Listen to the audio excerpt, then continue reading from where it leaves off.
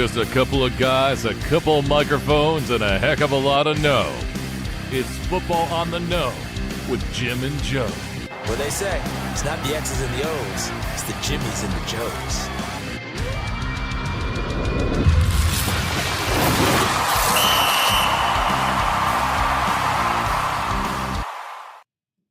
All right, what's going on, everybody? Welcome to another episode of Football on the Know. I am Jim McPhee, and alongside of me is Mr. Joe DeCapita. What's going on, know-it-alls? Welcome back for another edition of Football on the Know Show, and a very exciting edition because guess what? The draft is tomorrow, everybody, and we are ready to go here. Super excited because this is one of the points of the year where your team can get better.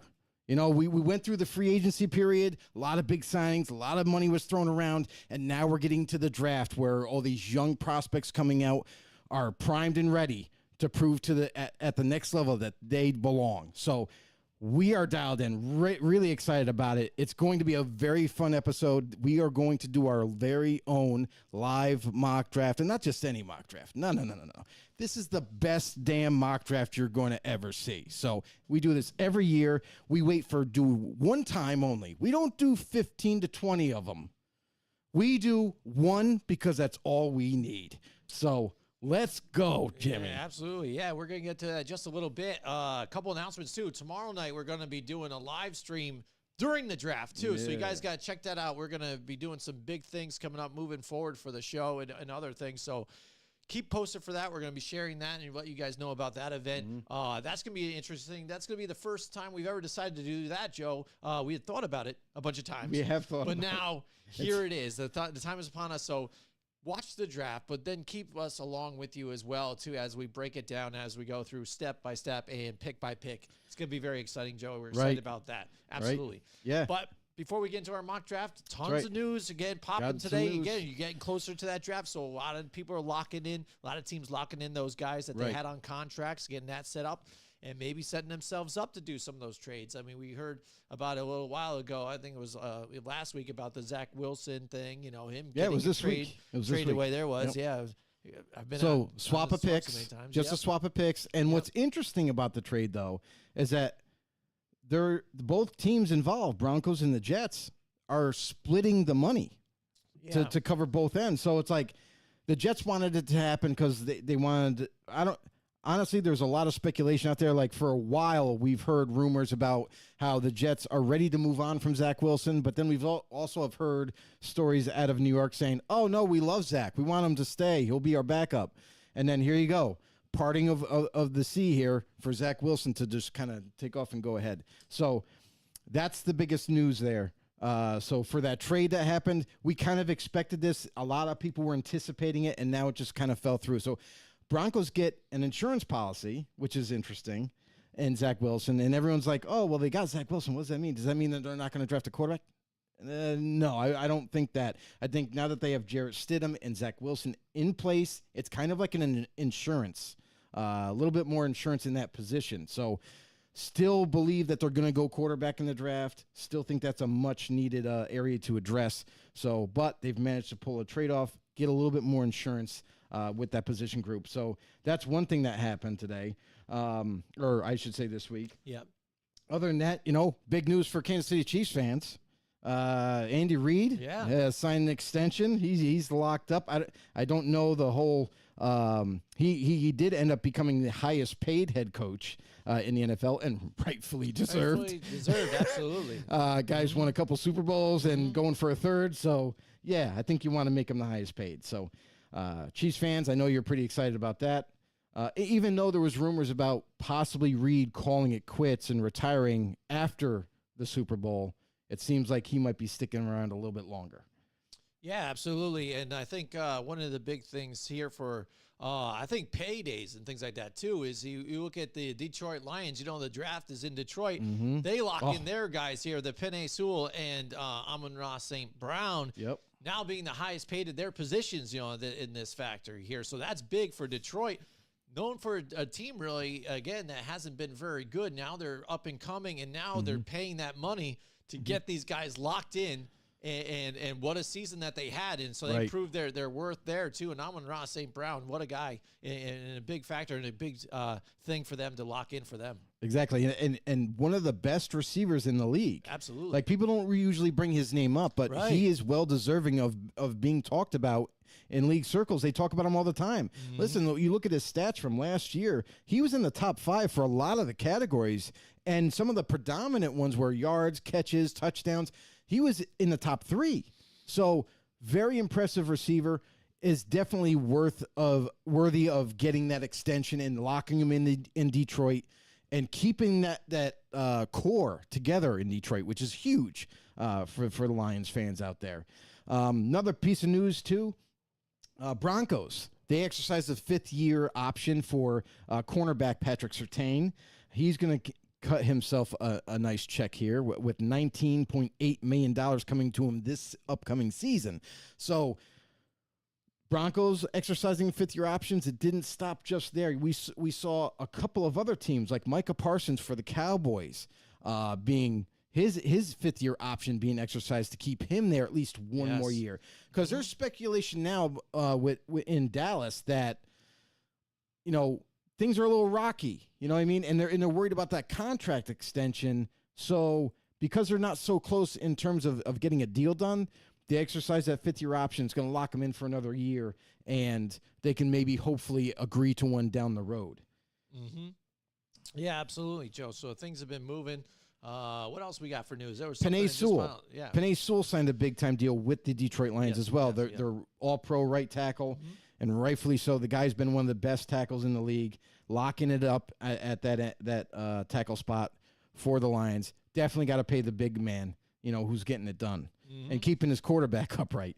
So talking about quarterbacks, none other than Matt Ryan has officially retired an Atlanta Falcon. That's right. 15-year career. 15-year career, signed a one-day contract with the Atlanta Falcons here. So retires as a Falcon, but pretty much was always a Falcon. I mean, let's forget about those days there in Indianapolis a little bit here. So yeah, I mean, great quarterback coming out of Boston College. Everybody was excited to see what he could do, and he was really good for the Atlanta Falcons, really good in this league.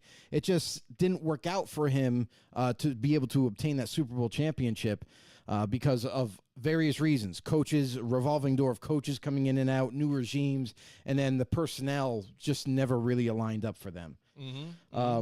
Other little bit of news, which was interesting to me, is that the contract option, the 5th-year option for none other than Justin Fields, was not exercised. Yeah, and that tells me that the Steelers are not prepared to. They don't want to pay that big, large sum, and it looks like, at least initially, that Justin Fields is going to be a free agent because if they are going to plan to pay Russell Wilson, like it seems like that out of Pittsburgh, is that they want to lock him up for at least 2 to 3 years, then they're not going to pay Justin Fields too. So by not exercising that option, you're leaving it open to the idea of Fields moving on after this season. Right, and I think maybe they are really looking at it. If they're not looking to structure and get a contract to Russell Wilson right now, which if you they are though. Yes. I don't know how this makes sense if you go and make that trade and you get him, Justin Fields.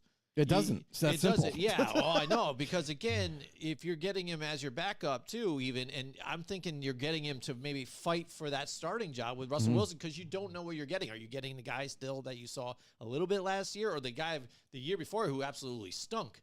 You know what I mean, too? So why invest everything in Russell Wilson when, again, you've got a young Justin Fields here. You go to pull off the trade. I understand not exercising the 5th year, but I figured the game plan would to say, let's take him into training camp, see who wins out this job. Now we're not locked into Justin Fields if we want to let him walk, and we're safe. Right, and that would be logic.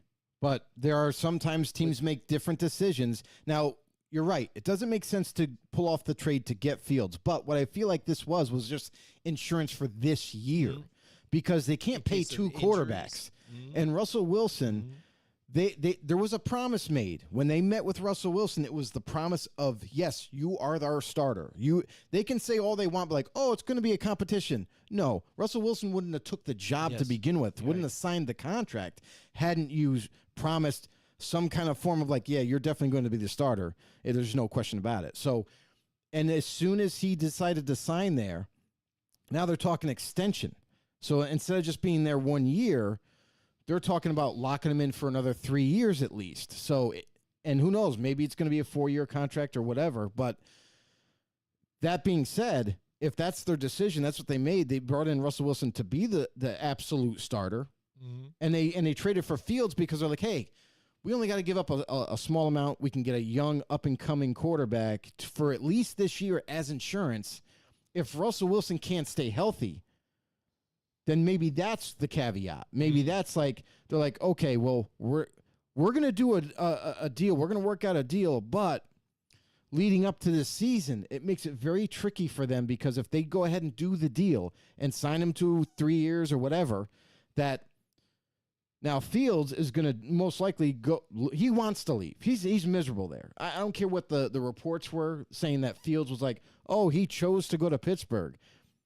Out of the teams that were available to him, I don't necessarily think that's true. I think Pittsburgh was the only one willing to give up what they were the highest bidder, in other words, to get Fields.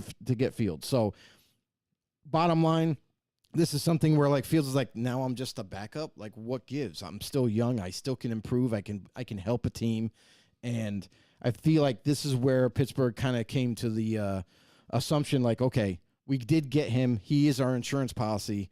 And we would love to keep him, but at the same time, it just doesn't make sense financially to be able to keep both those quarterbacks. Justin Fields is going to want to get paid just like Russell Wilson's going to get paid. So somebody's got to go, and I think it's going to end up being Fields.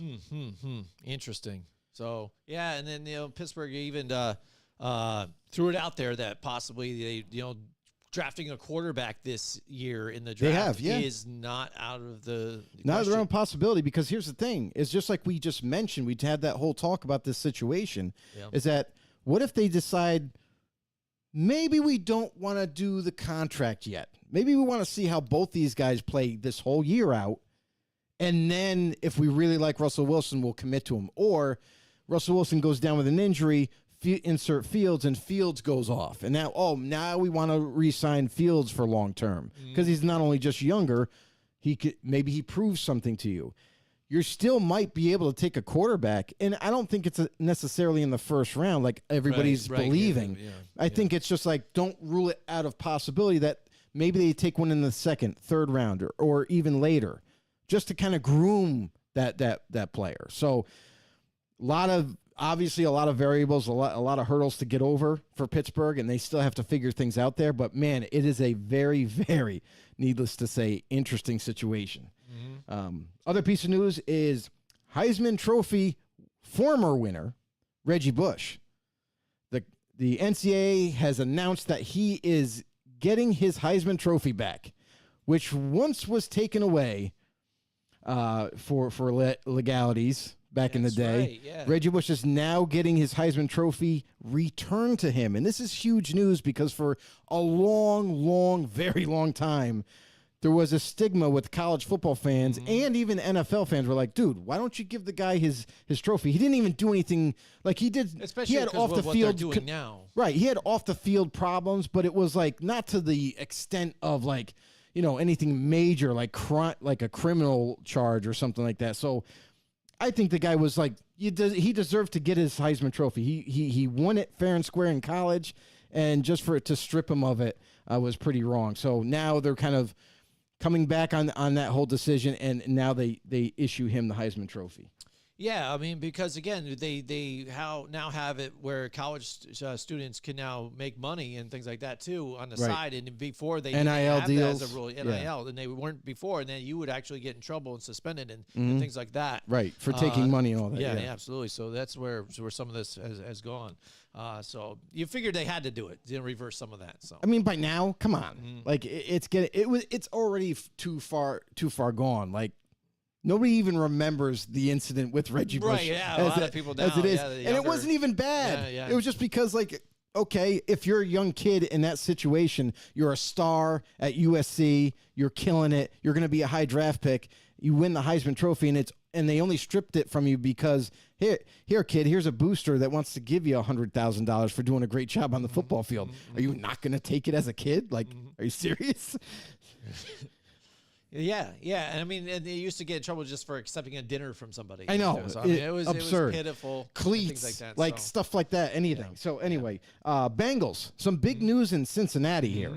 What sounds like T. Higgins and none other than Trey Hendrickson, the Yes, defensive that end, is the big. all-pro defensive end, have both requested trades out of Cincinnati. And we already knew kind of about T. Higgins. We knew that he wasn't happy in Cincinnati. We knew he wanted out, but now he has officially requested a trade. And his teammate, the all-pro DN himself, the guy that creates havoc in the backfield, is Trey Hendrickson. He also has requested a trade, which is shocking news, to be honest. shocking. So for both of them, not one, but now both of them have requested that trade. And Trey Hendrickson himself has also gone as far to say that if the Bengals don't comply and don't go with it, then he's actually willing to retire. Now, we've seen this happen before. What? Guys like Calvin Johnson, guys like Barry Sanders that wanted out of their teams and wanted to be traded, didn't get that luxury, so they ended up retiring. Now, Trey Hendrickson is taking that same path. So, very interesting situation that has broken as of today, leading up to the draft tomorrow. What does that mean for tomorrow, everybody? Maybe some excitement. Who knows? Maybe Cincinnati does deal Trey Hendrickson in the draft for another first-round pick or something like that, and then capitalize that on top of T. Higgins and what you could get for him. Maybe, possibly, you could get a second. That would be the highest I would give up for T. Higgins, but definitely a third and maybe some change. So, very interesting scenario right there. We'll see if it does impact the draft tomorrow, but something to think about for sure. Very big news out of Cincinnati for both of those guys to want out.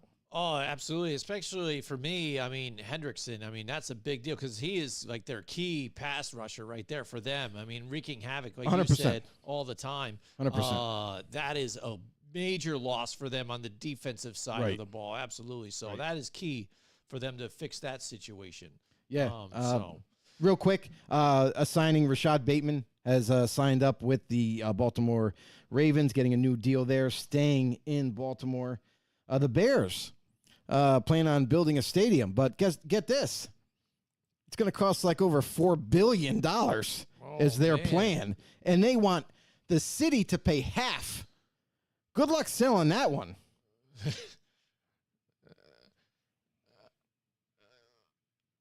Exactly. They wanted to pay half at least, though. It's not like, Kansas City, where Yeah, they wanted the whole city to pay it all. take it over. All the taxpayers. Yeah, exactly. In the way Hochul has been here in New York with the Buffalo Stadium. So, I mean, at least they're trying. And you know what, though? But they need another one. Again, Soldier Field has been in rough shape forever. Again, it's been old and not renovated. True. They need the things need to get done. And if they want to try and create some kind of new buzz about the team, yes, they're going to have their diehard fans and things like that too. But help, roll with the times, man. You gotta start making some changes here. Yeah. You know what I mean? For sure. So that can make all the difference in the world. New scenery too. Scenery for everybody too. And so. and that is it for all the news that has happened. All right. Man, I gotta say, I expected news to happen today, being the day before the draft. And we're hearing a ton of different rumors too, from all different angles for all the teams. We're hearing speculation of crazy trading going on tomorrow. We're hearing speculation of possible players being on the move tomorrow. And then you also have the rumors that are spreading. We're like, oh, well, this team is really looking at this player or that player. Don't be surprised if this player goes in the top 5 type of deal. So a lot of crazy rumors right now, and good thing you guys are tuning in. Listen, if you're new to the show, help us out. Head over to YouTube channel, hit that subscribe button, hit the notification bell to let you guys know when we go live. And you can also follow us anywhere you get your podcasts. Also, we have social media links too. You can go to Twitter at FB_no and so forth. Football on the No Show on Instagram, you name it. We're everywhere. We're everywhere. We are Tune everywhere, in. Tune Joe. in. Absolutely. All right, so the time has come, Joe. There it is. Time. We're going to get busy now. We're Right? putting our caps Listen, on. It's It's the Football on the No mock draft, 2024, baby. Here we go. We probably should have coffee. Yeah, I Who know, knows right? how long this is going to go. I know. I've got All my right, drink so right now. real simple. What we're going to do with this format, something a little bit different than we normally do. Normally, we kind of plan out our picks and then reveal them as we go. Today, we're going to do it live on the spot. We're going to try to do our best to simulate what a war room looks like for each team and the conversations that might be had. However, we are going, this is a what we would do draft. We're still going to have the conversations for some of the likely players going to each team, and maybe even talk about some trade scenarios along the way. However, in this mock draft, we are not actually officially doing trades unless we see fit. Because like we can go through this draft, and if we see like I think this is going to definitely happen, we might pull the trigger and do it. And we're going to ask you guys out there too. We want your opinions on every single pick, what you guys would pick. Also, what kind of trades are you guys thinking out there that might happen or are realistic to happen for your teams? All right, so Joe, so what do you think? Who are you going to do? Who's going to be the GM first? Who's going to be the? Well, here's what I'm thinking. I think that I think I look more like Ryan Poles, so Okay. I think I'll be the GM for the Bears to start off. Bears to start off. Okay, here we Okay. go. So we're gonna mix it up here. We're gonna change the screens here, and there we go. There right. is our mock draft. Here we that go. We're We're be gonna using start the this draft thing. board. We're gonna start it, and we are officially started now. We We're are on started, the clock, everybody. Joe. Here we go. On the clock, it started. Here On we the go. clock. All right, so we're in Chicago's war room now. Yep. All right, Matt, you're Matt Eberflus. Oh, Matt Eberflus. So, he hey, wishes he looked good. hey, Matt. I know, right? I'm sorry. I know, right? You know. But okay, Matt. Yes. Bottom line, we've been doing the homework for months and months and months. Yes. And we've come to the conclusion that most likely we want to go with Caleb Williams. Do you agree? Well, I'm a defensive-minded coach, so I'm thinking defense on this one, Joe. Are you without a quarterback on the depth chart? I don't think that works. But exactly. Again, we've made the moves we have to set Right. up for this moment to really stack again. We had a good draft last year. We're looking to build on that. So, yes, Caleb Williams seems to be the guy. Like we've talked about it, Joe. We've had our ups and downs about it, but what really is what Chicago is thinking and what are their Right. needs even right now? Yeah, so like quarterback is like the number one right now. Yeah. They could do. Listen. We could still do some things here in Chicago. Like we have the number one overall pick. Can we trade this pick? We've had it open to discussion with a lot of teams. We've had a lot of phone calls, but nobody's willing to come up to the number that we put stamped on this. So it looks like we're gonna have to stay put. We're gonna have to take our quarterback. Now it comes down to what quarterback do we like. Chicago's done a lot of different, studies on every single dude out there. Caleb Williams, it seems to be the name that we really love. But also, there are a couple other quarterbacks that we could possibly talk about here, like Jaden Daniels. We love the kids. Mobility. We love his arm. We love the plays that he can pull off on the run. Throws at all different weird angles, can make all the throws. But, man, that mobility is so crazy. Caleb Williams has mobility too, but he's a little bit different. He is bigger, though. I feel like, as the GM, I feel like he's more well-equipped to play at our level right now. Jaden Daniels, I have concerns. His weight issue, he's so light. How long is it going to take us to get him where he needs to be when we need him to start right now? And he still hasn't reached his potential, so there's no guarantee that happens. Where I feel personally, more comfortable with going with Caleb here because he already has the build, he has the cannon for an arm that we like, and he has mobility. He might not be as fast as Jaden, but man, he's pretty solid. What do you think, Matt? Yeah. I mean, I hear you there too again, but I think all signs are going to point towards Caleb Williams, but I get All what right. you're saying here too. Yeah. It would be surprising Yeah. if they jump out and do something else, but is that what you're thinking too? I mean, what do you, I know I you think would, I think what's happening is like the phones have been silent. No one's really calling to even attempt to trade up. So I think we just put the pick in. I think we should definitely do Caleb Williams right now. all right, there we go. We're going to Send the card into Roger. The card is in. There you go. Caleb Williams now. All right, Washington, everybody. right? Hey, there we go. All right. We got our guy. High Yes. fives. All right. Yeah, we're going to the Super Bowl. Here we go. All right. So, all right. Okay, Washington next pick. is on the clock, right? Yep. So Washington That's right. football team, or no, they're the Commanders now. You are Duke Tobin. Oh, great. I am Zach Taylor. Yes. Okay. So right now, real quick, we all know that. Or no, I should say I said that wrong. we are not those guys. Those are. But we're going to go to Washington here. So the Commanders right now. You're Adam Peters. You're Adam Peters. I'm Dan Quinn. Yep. Man, this is weird. How close this is. Like, I'm bald headed. Dan Quinn's bald headed. Yeah. Ryan Pohl's bald. This is working out great. Anyway, Commanders. Adam. Defense again. Dan's all about it. He loves the defense. Let's go, defensive player, right? Again, we were looking at them, and they get rid of Howell and things like that. You know they're got to go quarterback here on this one. This is what this team has kind of been looking for a while. And it's funny because at one point before this, before this search for the quarterback, they had. RG3 was his first season, but him and Kirk Cousins in the house at one point. So they had the luxury of having two quarterbacks, so they were pretty decent.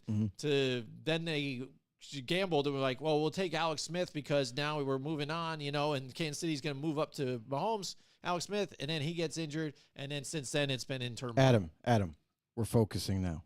We have to figure this out. But either way, I think we got to go quarterback on this one. Quarterback, because we don't have quarterbacks on the roster except for Marcus Mariota. Yes. That's it. That's who we have. And we view him, I believe, correct me if I'm wrong, that he is our backup quarterback. He's not the answer to take us anywhere we want to go or head. So quarterback definitely has to happen. That's going to be ran in Washington. What's it like? What is the fit? Cliff Kingsbury. Cliff. That's right. You likes mobile quarterbacks.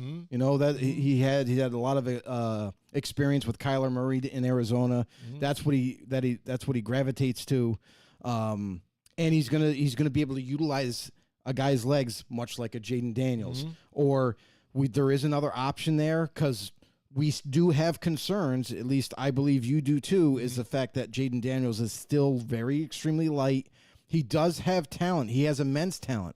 But do we feel confident enough to take him 2 overall and know for a fact that we're going to get him bulked up and ready to go? It's not going to be this year. So, and we don't even know if will he be ready to just get out on that football field and take those hits, much like Bryce Young last year. So we know quarterback is our pick here. And we're getting phone calls left and right, but we're holding this pick hostage. We don't want to move out of this. We need quarterback. So it's either going to be Jaden Daniels, but we have questions about the size, or we got Drake May, and we also have J.J. McCarthy on as another quarterback we really like. Right. McCarthy has the legs. McCarthy has the mobility. We need to build him up a little bit more in terms of because we haven't seen enough from him. So we're projecting that he's going to be just as good as Jaden Daniels in our eyes. And then Drake May, he already has immense body. You can't teach that. He's 6'5", 220, has everything, and is mobile, cannon for an arm. But, man, we got to work on a lot of things with him. We got to get him up to speed. Now, I don't think he's ready to start right away, so I think we should maybe not go Drake May's ways. Your thoughts on the 3 quarterbacks there? Well, it's tough too because you make up really good points here too about all of them. But again, I think for me, looking at Drake May, I like a lot of the tangibles that he has. If he can do what he did the season prior to where he had a better offensive coordinator and things like that too, you're looking at a stud. He's had starter. like 15. You know what I mean? So I mean, it is. Yeah, I know it's been tough. But again, I like what he's been doing. He's got the arm, and like you're saying, it looks really good. But then on the opposite side, too, what system does he fit the system? I mean, he has made some plays with his legs and got out of the pocket and got some stuff done. Right. But is that what I'm trying to do? Or am I going to do what, I've done with, Kyler Murray and things like that? Do I want to kind of go for my type of guy? Yeah. And is that it? So am I willing, like you said, to do that? One thing we're gonna do? I just wanted to ask you, did you really mean those comments that you said about Jaden Daniels a year ago? Where you basically criticized the crap out of him. I just want to know, if that's really how you feel about the guy, then maybe we don't go that way. But also, I believe in Cliff. I think Cliff really would can work really well with Jaden Daniels, and he's already close to being. He's going to be dynamic with his legs. We know that, and he's going to need to be, because even though we've done a lot of homework with free agency and has shored up that offensive line, I still feel like there may be times when he's going to be flushed out of the pocket. So, I don't know, man. JJ McCarthy too is very exciting because he's already got that size. He's got great IQ, football IQ. Love the kid. He's hard not to love. But man, what do we do with this pick? I don't know. I'm for favor of. I like Drake May, but I could see Jaden Daniels. So ultimately, what do you think? Do you think it's Jaden Daniels? Do you like it? So then I'll have to just decide after this. Yeah, I mean, I'm a defensive guy. Like, I would rather take a corner right now, or the defensive end. But quarterback. But I know we definitely need quarterback. So, and we have to do it now. So, let's make a decision here. I think Jaden Daniels might fit Cliff better, but Drake May has the potential to be a better quarterback, but down the road. So do we want to take the guy right now who's mobile and very light, or do we want to take the guy that already has the size and has the arm? We just need to teach him better footwork, mechanics, and being able to anticipate a little bit better. So that's the thing. It's your call, but I'm for either one. I think JJ McCarthy, I wish we had more film on him. I do like the kid, and he's very smart, and it looks like he's accurate and on point, but there are just some things where it's like it's hit or miss with both.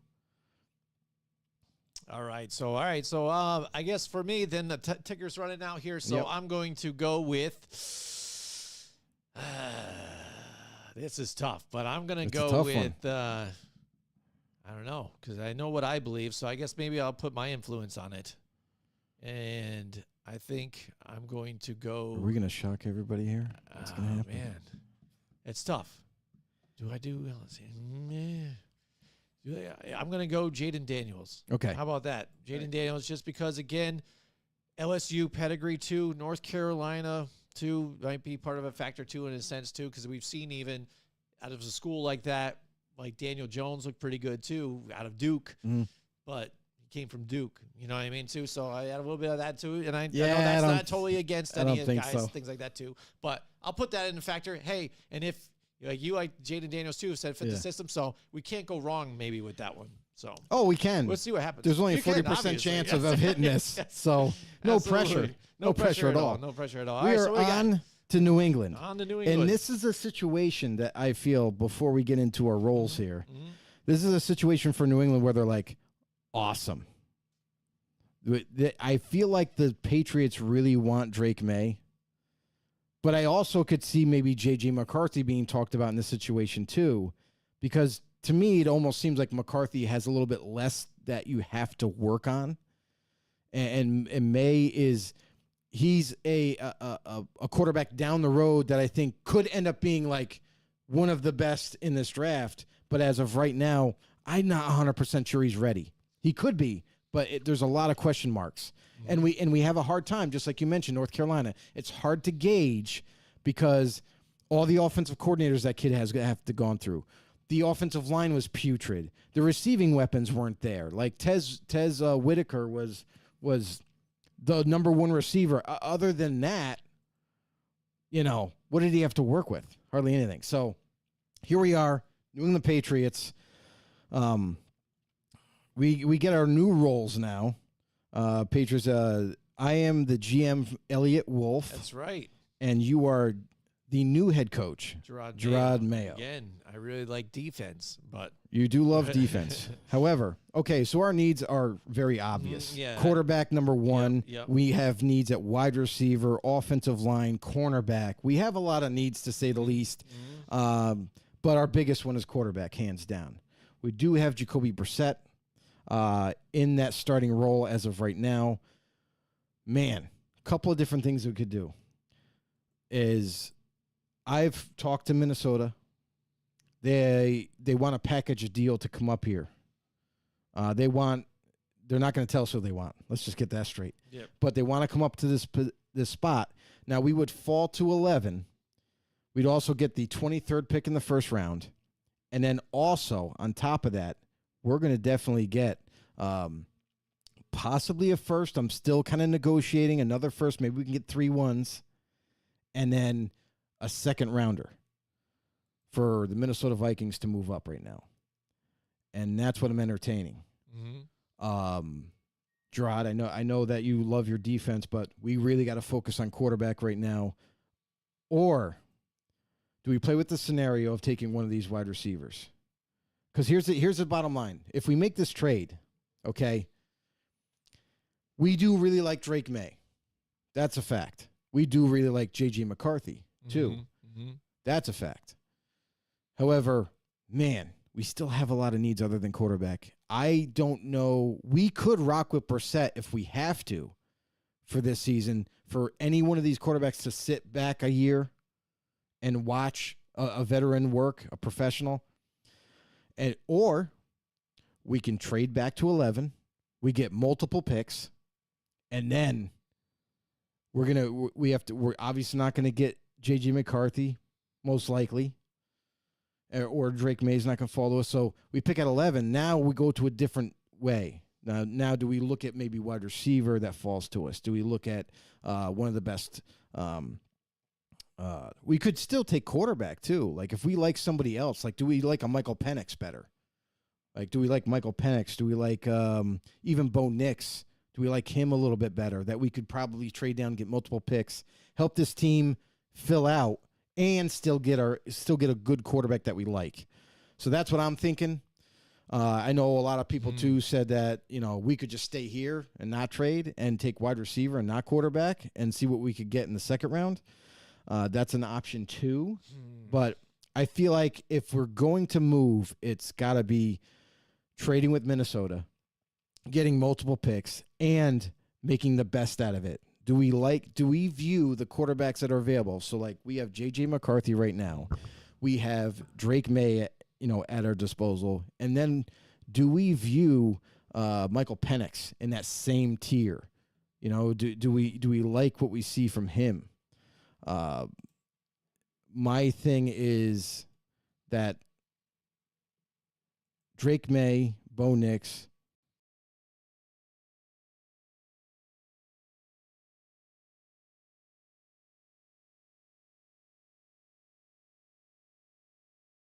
team. I feel like that's the kind of the best route. That's what I'm thinking. Instead of just sitting here taking a quarterback who most likely is going to sit because we don't have the offensive line to protect him. We don't want to risk that investment. We don't have receivers yet. We still got the rest of the draft, so we could address that later. What say you? Yeah, I mean, it's tough. It's just tough because, again, if you have the, we'll see what Minnesota's throwing at us. Because, again, it's got to be worth it to us. If they throw it back there, we do go for the trade back if we feel confident in some of these other guys that we can make it work. Yeah. But one thing this team hasn't really had since Tom Brady, again, is that stability at quarterback. And that's what we're kind of looking for. That's what we want. Because I think we really need that type of field general because the defense has been pretty good despite it all, So wide receiver, again, I think we could do still fairly well. And we've showed in New England that we can do this without that top tier wide receiver. Well, that was with Brady, but it is different again if you get that quarterback. But again, it's a different regime even now too. Different thought process. Yes, so that's what we're talking about. Yes, this is a tough one for me. I would go in on that quarterback just to go for it to see what you got. But if Minnesota throws it at I'm telling you right now. 3 1s and 2 2s. If you're 3 1s, then New England, I think, will take it. If this is the trade that Minnesota, because they saw who the first two were already. If their guy is in that mix and that's what they loaded up for, and they do this trade, then yes, I would take the trade. I would take the trade then. All right, so this is what we're going to do. I'm going to call Minnesota back up, and we can do the deal. We'll do 3 1s, 2 2s for them to trade up. We get all those extra picks, and then we'll see. I feel confident. I like Michael Penix too. Like, I kind of envision him. The only problem is injuries, right? That's like the only thing that kind of scares you a little bit. Do you take a guy with an injury past in the first round at 11? Or do you think it's possible? Maybe JJ's there.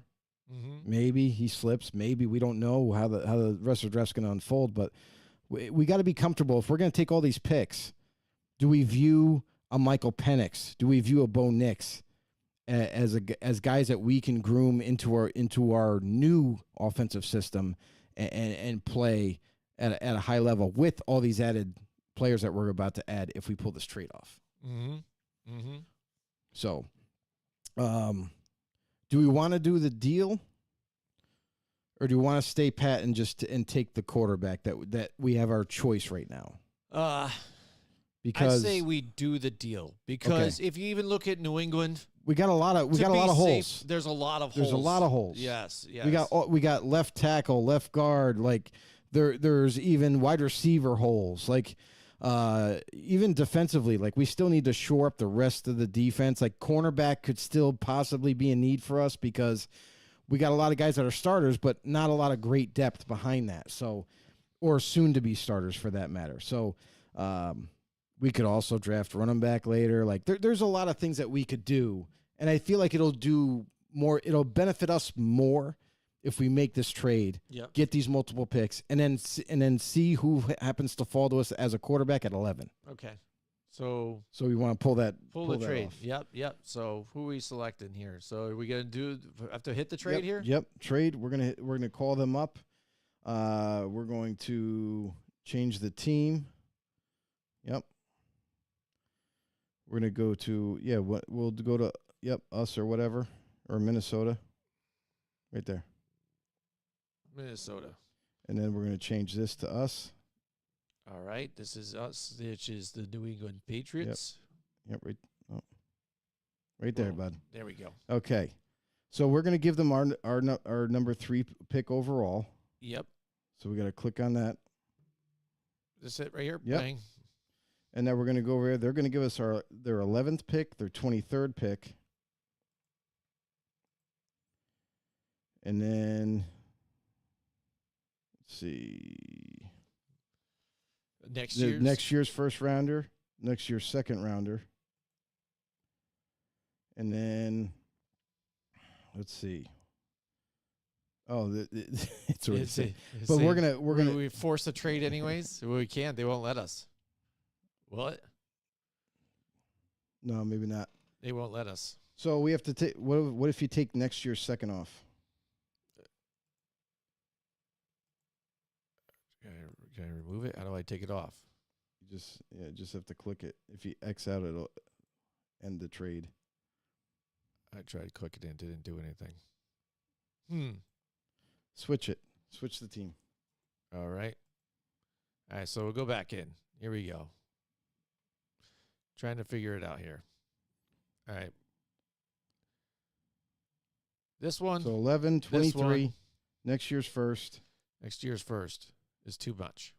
That's okay, because that's what it's going to cost. Yes, it is what it's going to Actually, cost. go back over here. Yep. And let's see. We'll give next year's third, maybe. Right here. This is just to get the trade through. Second. There we go. Let's just do it. Trade. There we go. The trade is there. Not like that trade is actually going to happen, but we just want to get this pushed through so we can do this. So we can move on. All right, so Minnesota's traded up. Yep. Okay, we all know that what they're doing, they're taking quarterback. That's why they got the extra ammo. That's why they decided to move up, and they're going to take their future quarterback. We think, for the Vikings, like, we're ecstatic now. We got this we pulled this off. We are going to look towards drafting the quarterback that we want. We have our choice. And now the question becomes, which one? Because we've been tied to J.J. McCarthy for a while, and we love the kid. Super smart kid. But we also have Drake May. but already has a size. But we love the potential of him. We really do. Mm-hmm. Cannon for an arm. He's stronger than Kirk Cousins' arm. You know what I mean? Like, he could really drop some bombs down the field to Justin Jefferson. This would work out amazing. But McCarthy also can do the same thing. Has a cannon for an arm. Is a little bit more of a playmaker with his legs than I believe Drake May is. So do we take the guy with the football IQ who's light years ahead of a lot of these quarterbacks coming out, who can identify defenses, and J.J. McCarthy, who I think gives us a new look at the quarterback position, other than Drake May, who still has a cannon for an arm, but he's still kind of more of that pocket passer kind of deal. We still got to teach him the ropes, and we still got to work with him. We still got to get him up to par. We need a quarterback, though. I don't know about you, Kwesi. Yeah, that's your name. Kwesi Adolfo We Mensah. definitely have to make the pick here. So, listen, Kevin O'Connell, he's a very, hey, listen, I make plays. Mm-hmm. I make things work. So you think they make this trade, yeah, invest all that to go all in, and they're going to go with J.J. McCarthy? It's very possible. It's very possible. The thing with Drake is that you still have to work with him. He's not ready this year. He's not. Mm-hmm. If you rush him in, it might destroy him. Like, he's still going to be, he's a tough kid. He's going to be able to handle it, from a mental aspect. But, man, he needs to do a lot of work on his mechanics, his footwork. And there's some questions with some of his throws throughout the year. And you could say that about any quarterback, but it seemed to happen more for him. And how much of that is attributed to being at North Carolina and not behind a better offensive line with other weapons, or is it really him? Mm-hmm. So that's the hard thing to figure out. With JJ, I know what I'm getting. Yep. JJ's a competitor. JJ has one of the best football minds in this draft as a quarterback. Can diagnose defenses already. He did what he was asked to do at Michigan. Super confident, is more mobile. I don't know. I kind of like that match for us. I really do like utilizing JJ here over maybe a Drake May, because we have the team to win in the NFC. We can really compete for this division. Now, with a rookie quarterback, it is going to be a little bit of a difficult slope, but I think I can make it work, man. Okay, let's do it. All right, there it is. JJ McCarthy. Shocking the world. Just shocked the world right there again. Whoa, moved up, and then that's the right. guy taking third quarterback off the board right Just away. like that. And now we're at the Arizona Cardinals. There it is. Sir. All those stars have aligned here for the Arizona Cardinals. They're getting a ton of phone calls right now. Yeah. Here's the deal. It doesn't matter. Here's the deal. Is you would have to give up too much. Mm-hmm. And it doesn't matter. Even if you're let's just say the Giants are calling. Yep. Giants are calling. Maybe Atlanta might be calling. We never know. Chicago might want to move up from 9 maybe and land one of these big-time receivers. But, man, Arizona is we've done a lot of homework on Marvin Harrison Jr. That is our favorite player, and he's here for us. We trade out, some team's going to have to give up something stupid for us to move. Right. So we're locked in right here. Right. I think we're comfortable right here with just taking our guy. Absolutely. We're not going to move out. We're not going to move out. I'm going to do it. We're going to pull the trigger. There you go. They get their Marvin Harrison Jr. So now the Chargers, I think, is interesting. Again. This is an interesting spot because, to say again, the least. Now J.J. McCarthy's off the board. So there you go. Any kind of maybe rumors that it might have been right. or whatever they thought is now Craziness. squat. You know what I mean? For that. Right. But, who knows with the Chargers? Are people calling up the Chargers right now because Giants are right there? Do they go for one of these leftover quarterbacks right here at this spot? Do they go for one of the wide receivers or what? With this one, Joe. So, I mean, this is the fun part, right? So now that JJ went off earlier than people thought, now you have the Chargers sitting here, and Chargers, everybody's saying, and we've seen, listen, we know our depth chart. It's weak at a wide receiver, like extremely weak. But we also need a tackle. We need a right tackle. Do we take Joe Alt here? Do we take maybe a Talise Fuaga here? it's stay here and take it. I don't know if we can trade down. Been on the phones, man. Like now that JJ went off, some people are calling about Drake May, but it's going to take a lot. Like Denver's called about possibly trading up. They don't have enough ammo in my eyes. They just don't have enough ammo to move up with us. We need more from them, and they can't give it. Man, you know, you got the Raiders. The Raiders have also called because, you know, they're interested in Drake May. But guess what? Fuck them Raiders because we're the Chargers here, and we don't want to trade with a rival. So that's not going to happen. Mm-hmm.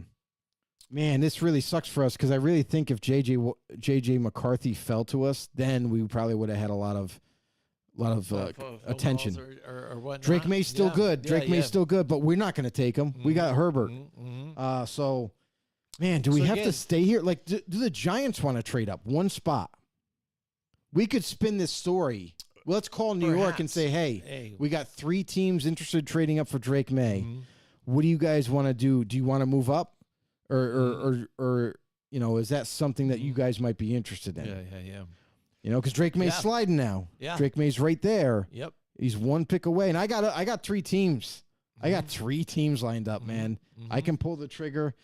All you guys need to do is give me a 2nd-round pick. You know? Yep. Talk to the Giants. Think Giants would do it? I don't know. I think they might just sit what they got here because again, we've seen them. They have made moves. They have thought about it, trading up, maybe trading out, trading back. But I think they're going to sit tight and play it out to see where we are with this one. I think they're going to see if one of these quarterbacks is here because they could tell you. They say Daniel Jones is the expected starter. Mm-hmm. Everybody expects to have their guy to be their guy. That doesn't tell me that he is the starter. You know what I'm saying? Or that they're sold on him right now. Man, I don't know. So, I don't know. So, I think the Giants could go quarterback in this one. If they don't, again, they trade out and then pick up somebody different, an offensive lineman or one of these wide receivers. They could go sit and be at wide receiver right now. But the Chargers, I think they sit here, and if nobody gives them, you know, what they want, you know, to move up, Tennessee's calling. They've got to go offensive line then, I guess. Titans are calling. Right? They're worried about Joe Alt. They want Joe Alt. They need a left tackle. Mm-hmm. But here's the other thing, too, about Tennessee is, like, they could also not take a tackle right now, and they could take wide receiver to help Will Levis even more. Mm-hmm. But everybody's talking about how much they love Joe Alt. Mm-hmm. Tennessee is a possibility where we could move down. I know it's only a couple spots, but we could move down and still get a tackle, either one. I feel like that's something that we might want to do. But does Tennessee want to do it? Does Tennessee want to give up for that a 2nd and a 3rd to move up 2 spots? Because we want our fair due of this. But still, can we pull it off? I don't know. Does Chicago double dip and move up to get one of those wide receivers? They can sit there and still get, I feel like they can still get someone that they like. Okay. Because right now, let's think, Malik Neighbors is on the board. Mm-hmm. We love him too. Mm-hmm.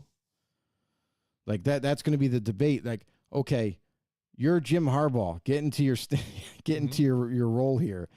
Jim Harbaugh loves his blockers up front. He's going to love to run the ball. You love it. You love to run the ball. You know what I mean? So do you want your tackle now? Because maybe we can't move out of this. Maybe we're stuck. Now that the draft fell the way it fell, maybe there still is maybe a couple teams. Denver, I don't think, can trade with us. Again, another team that we will not trade with because they're our rival. Minnesota's already made that trade. I don't see anybody else coming up.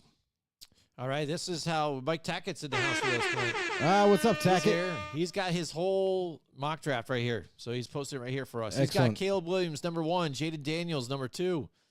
He agrees with us there. But then he goes Drake May, number 3, Marvin Harrison, 4, Malik Neighbors, 5, 6, J.J. McCarthy, 7. I don't even know how to pronounce that guy's name. Olumiuia Fashanu. Fashanu. There you go. Dallas Turner at 8. Rome Adunze At 9, Brock Bowers. 10, 11 is Byron Murphy. Here, I'll just bring it over to here so you can even read it here. What else we got here, Joe? 12, Brian Thomas Jr. 13, Joe Alt. Oh, man, that's crazy. 14, Jared Verse. 15, Quinyon Mitchell. 16, Terrion Arnold. 17, Kool-Aid McKinstry. 18, Jerzon Newton. 19, Chop Robinson. 20, Amarius Mims. 21, he's got Amarius Mims twice for some reason. Yeah, that's a typo. Oh, man, we don't know what that typo. is. 22, Latu. 23, Bo Nix. 24, J.C. Latham. 25, Troy Fontenot. 26, Nate Wiggins. 27, Darius Robinson. 28, Adonai Mitchell. 29, Cooper DeJean. 30, Xavier Worthy. Oh, that's nice. That rolls right together. 30, Xavier Worthy. That's almost destiny right there. 31, Talise Fuaga. Wow, he's late. 32, Kingsley Sumatea. And that is Mike Tackett in his first round draft pick. Mike Tackett also says Penix slides out of the first round due to his injury history. GM's too nervous about taking the young man in the first round. Ooh. And that is very possible. Like that's something that does worry a lot of GMs, worries a lot of teams, because now they're thinking longevity.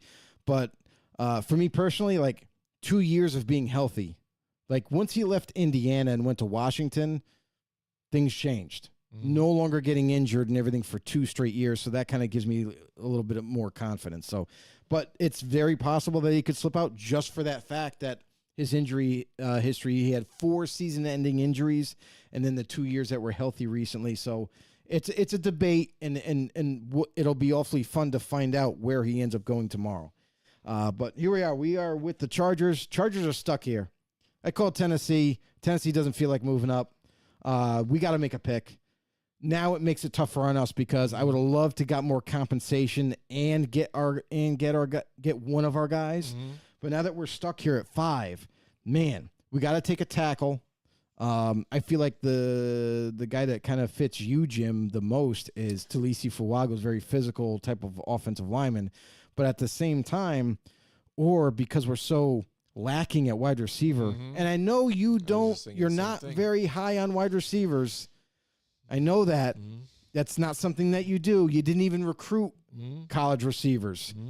You know, that you recruit them almost like very low on your recruitment, patrol. So do we take a Malik Neighbors maybe at wide receiver, or do we take our guy to shore up the offensive line so we can run the ball? Again, I mean, one of the things they did, with getting rid of, Mike Williams, things like that, they have to get wide receiver, I think, here. Something to help Justin Herbert again. But then again, how far out do you go to get the offensive lineman? Because, again, you want to be able to keep him healthy. I'll tell you right now, if we wait to the second round, we are not going to get a plug-and-play guy. Knowing Jim Harbaugh, and I think he's thinking Hog Molly's in here. I think he's got to go offensive line. Okay. Now, do you believe Joe Alt, who's very tall, he's a very well-rounded offensive lineman, fits you better? Or do you want the nasty, physical, basically he's probably one of the best, if not the best, run blocker in the draft. Not elite in passing protection, but, man, does he – I just feel like, as a GM, I feel like he fits your offensive scheme to a T. So that's now our decision. That's what's left. Because now that we decided offensive line, do we take Talise Fuaga or Joe Alt? Protect Justin Herbert at all costs. But your offense doesn't normally. No, I hear you there. That's all I'm saying. So, like, I'm going to leave it up to you, Harbaugh. You're the head coach. You're the GM. You're gonna run your offense. Yeah, but I'm terrified of you because you're nuts.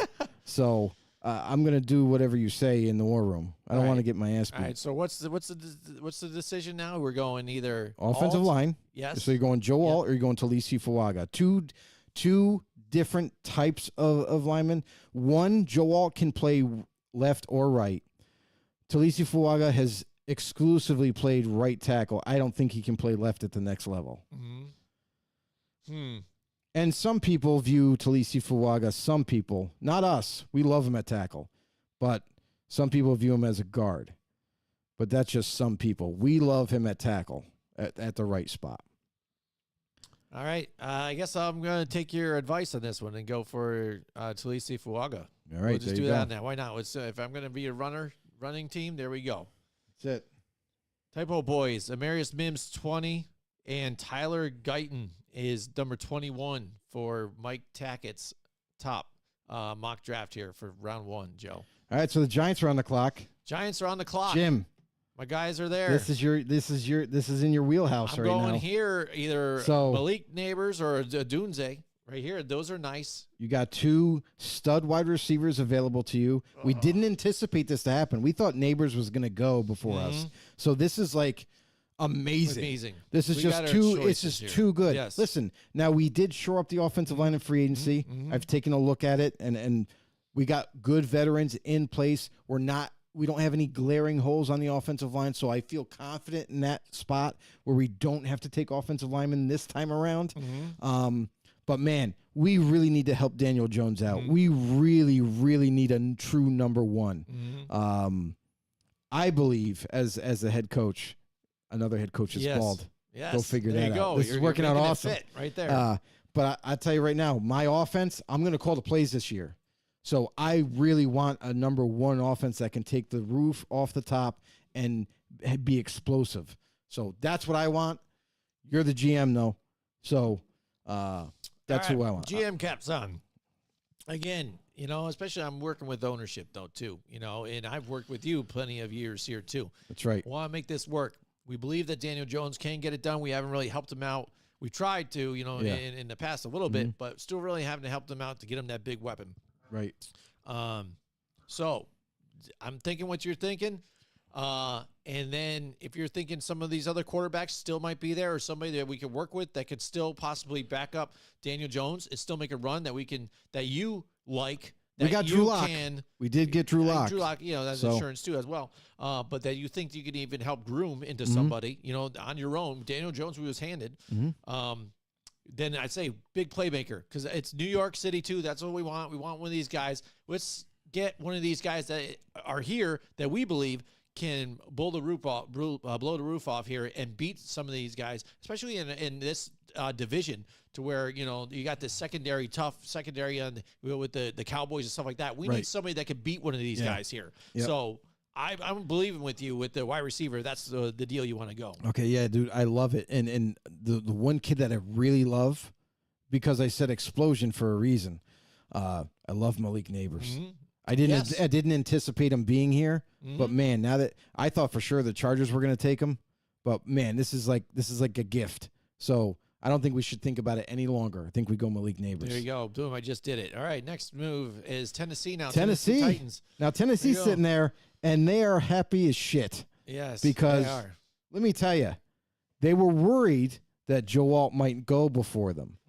But now that he's kind of slid to them and they have a glaring need at left tackle, this guy could come in and be a plug-and-play left tackle, lock that up.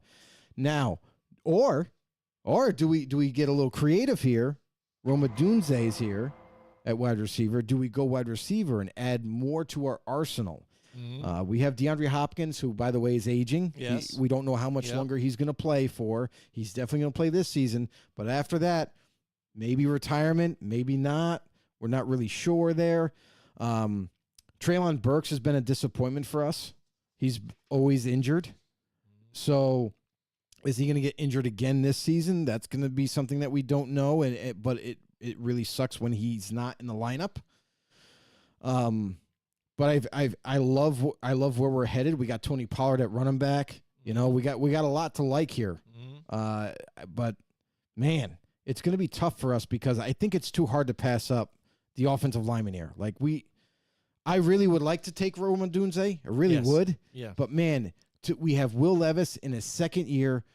I think we need to further support him in his role and give him more time. So, if you're in agreement, I think Joe Alt should be our guy. I agree here. I'm going to pull the trigger already. Boom, Joe Alt, bang. This is because, again, look at Brian Callahan. He's had the success here at Cincinnati, things like that. Yes, he wants to maybe get that guy that is sort of like his Jamar Chase. But if Levis can play like he's been playing, he's already got DeAndre Hopkins with him right now.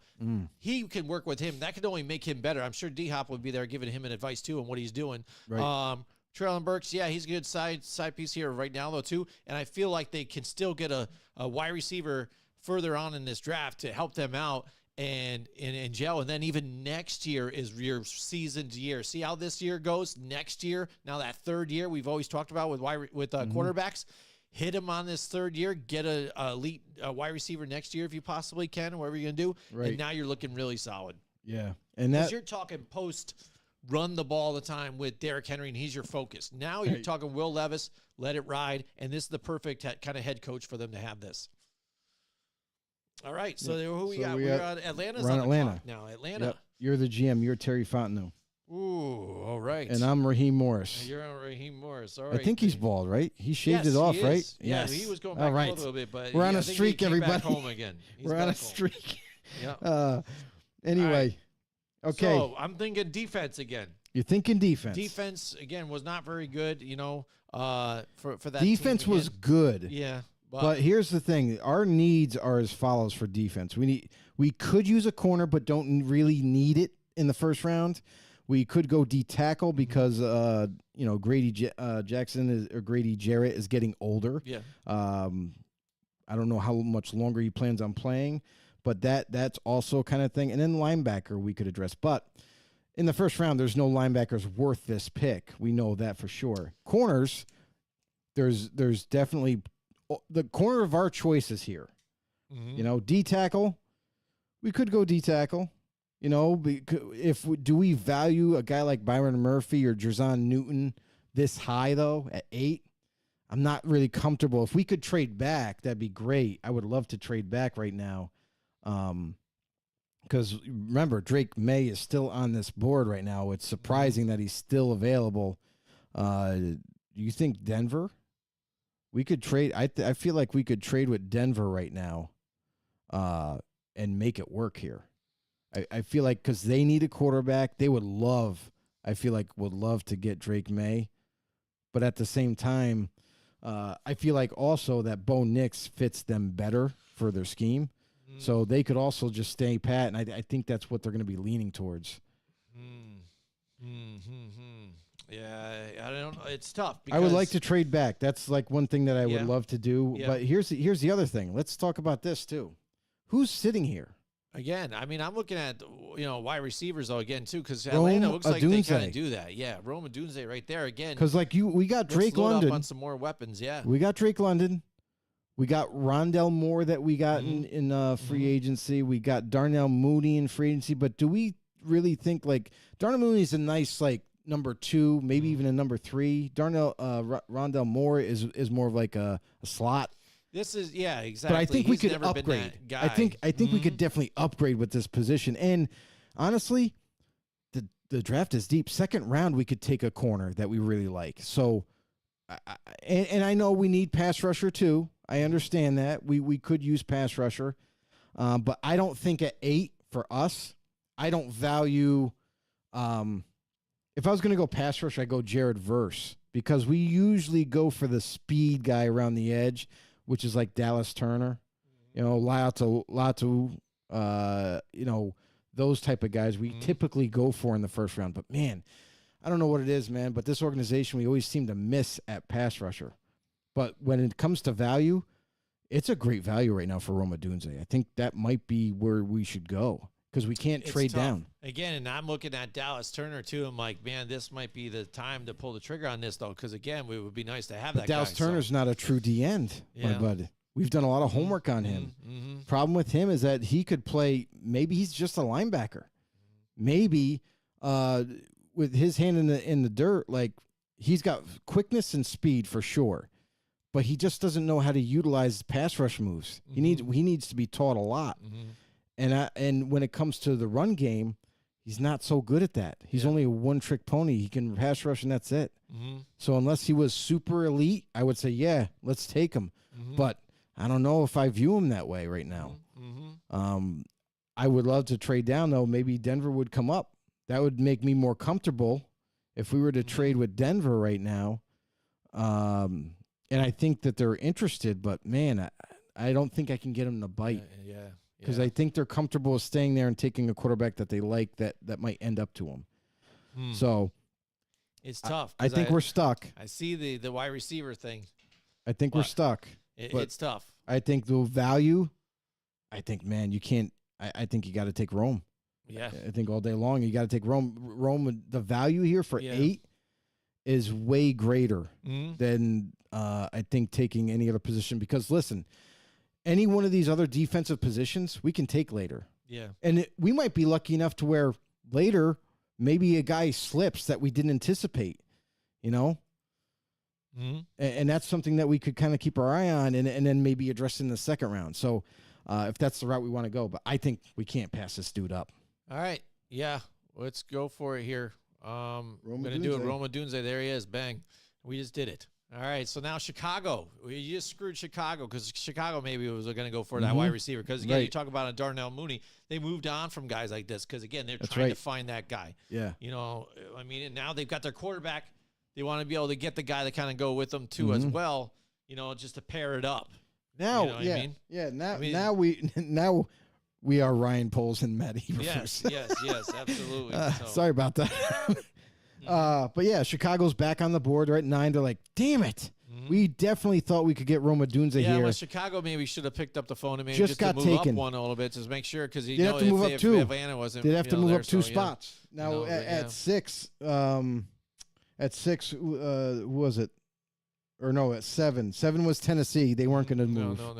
No. And 6 was who was it? But I don't know. I can't just scroll back. Scroll backwards. Yeah, just scroll back.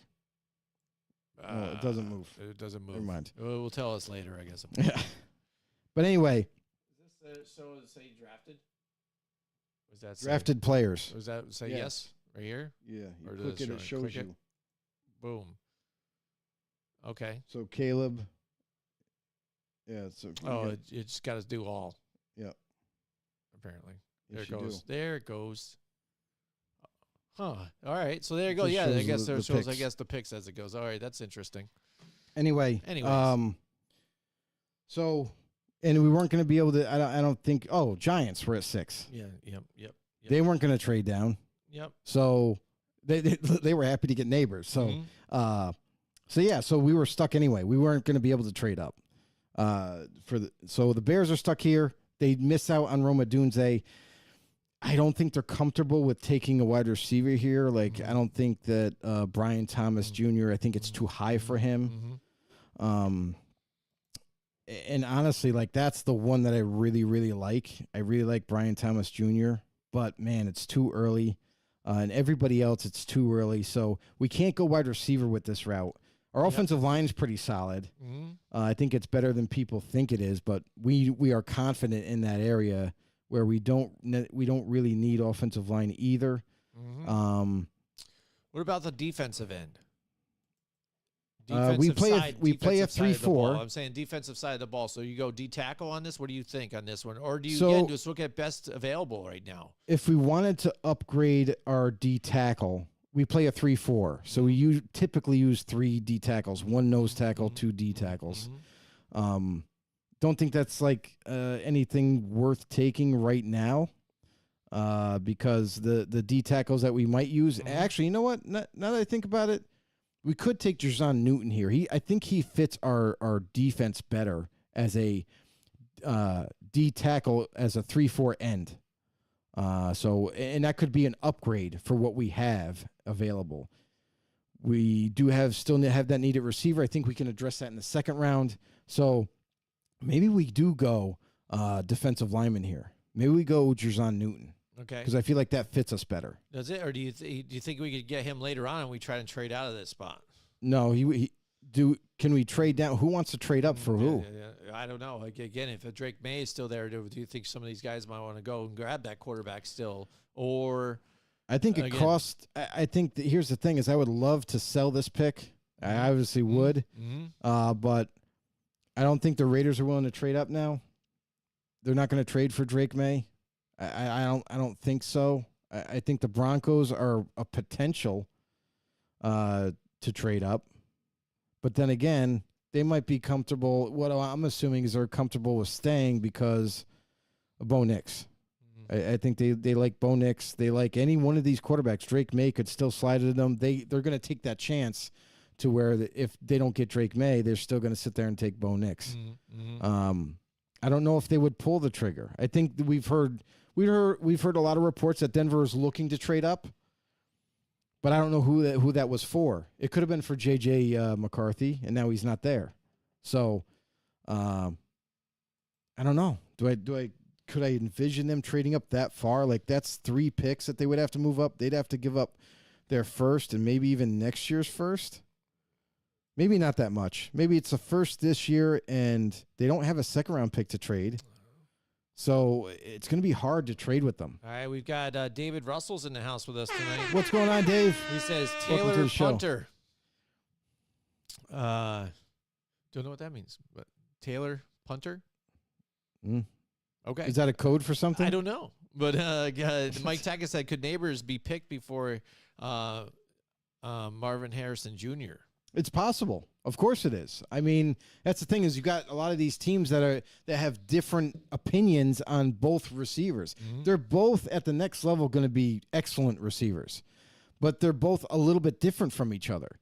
Where like you see it on tape where Neighbors it looks more explosive at a breaks, looks more explosive altogether, faster acceleration, can really move up there.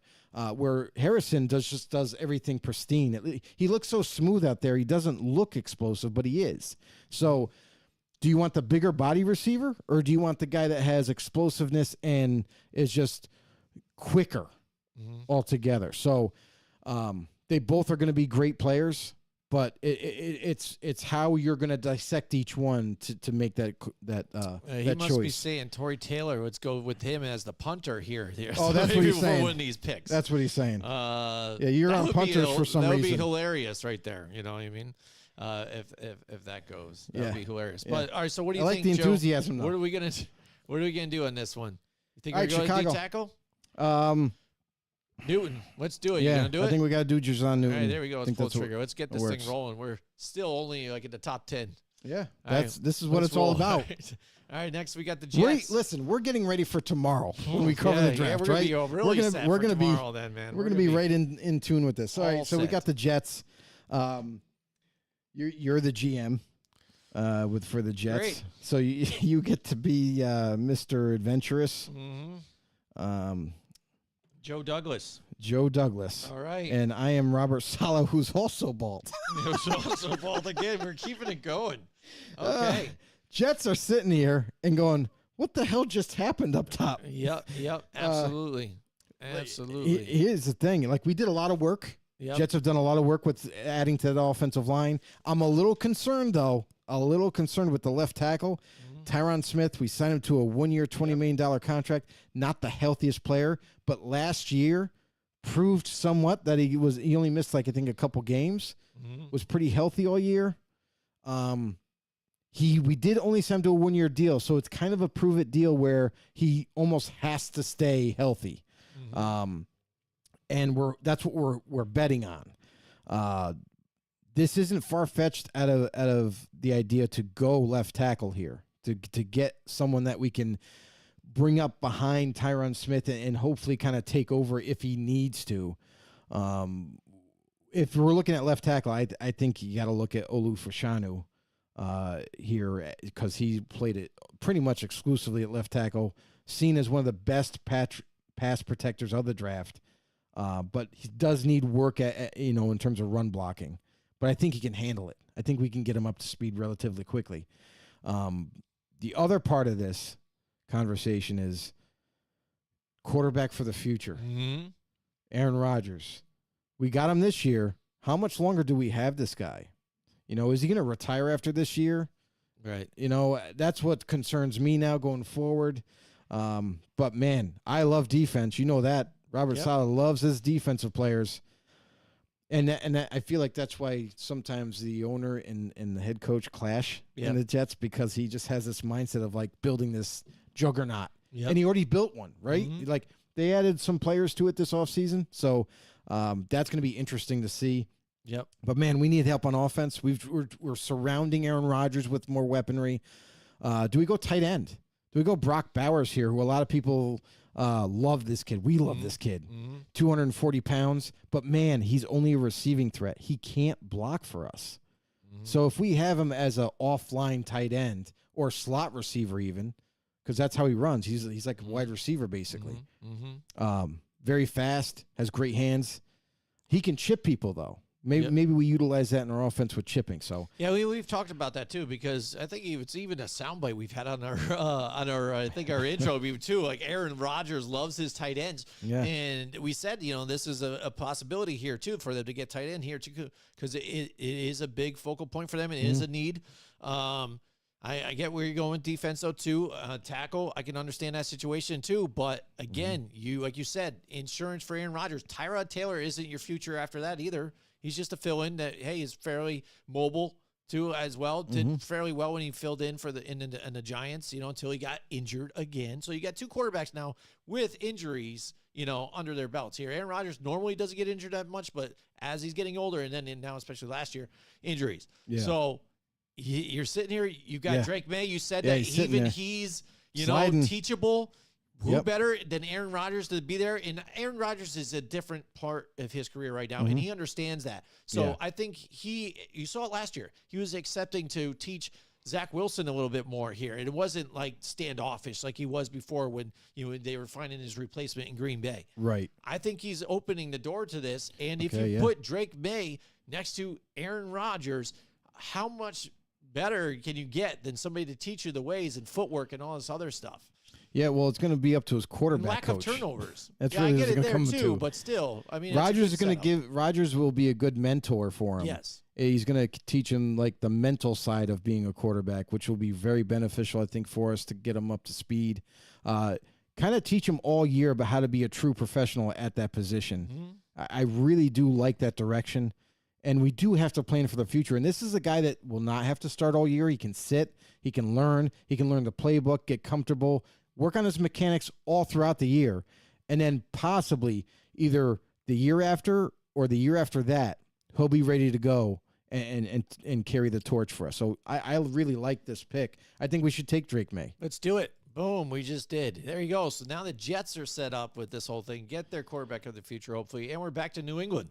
Yeah. New England is right there again. By doing that trade, and now they're sitting here at 11, and you're looking at, man, we just missed out on Drake May. Yep, we did. Just missed that quarterback.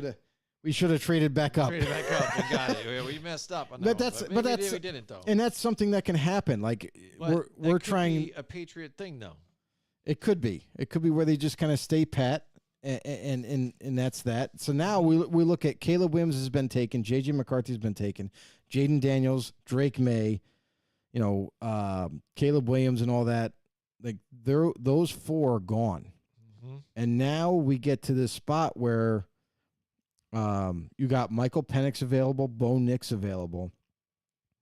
This is something where I feel like you got to take one of these guys. This is something that they were waiting on, right?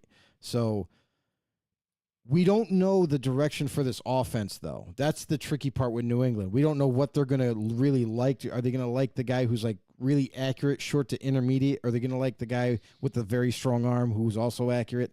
But injury concerns. So that's the big thing, right?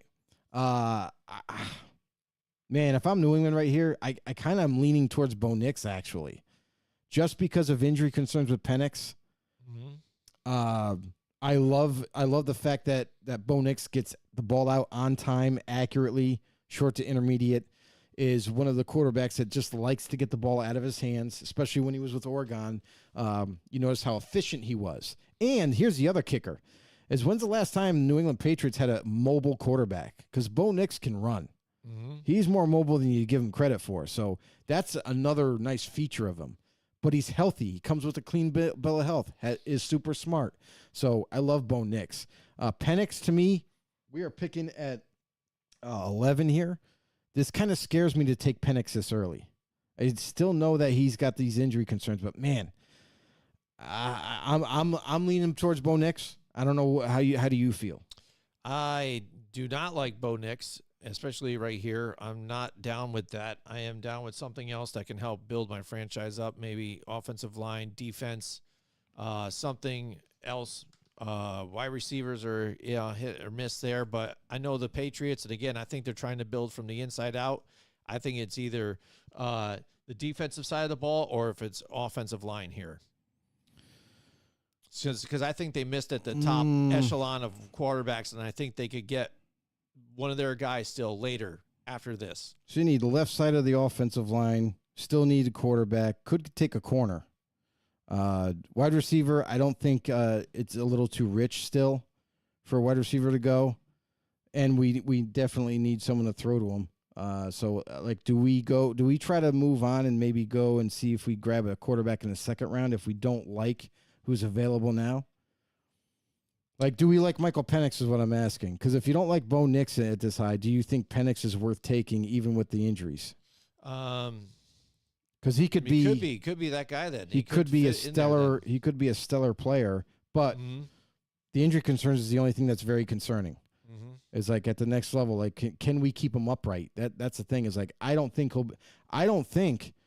we should put any rookie that we take in his first year. Yeah, Jacoby Brissett, because we don't have unless we build up this offensive line. The quarterback's going to be out running all the time, trying to get out of harm's way. So I don't view a wide receiver. I don't see us taking that here. As far as if I go and look at offensive line on our big board here, you got guys like J.C. Latham that's available, but I don't think he's a left tackle. Amarius Mims, who I really like, but again, a guy that only played 8 games in college, has tremendous upside, but played a lot of right tackle. Fashanu.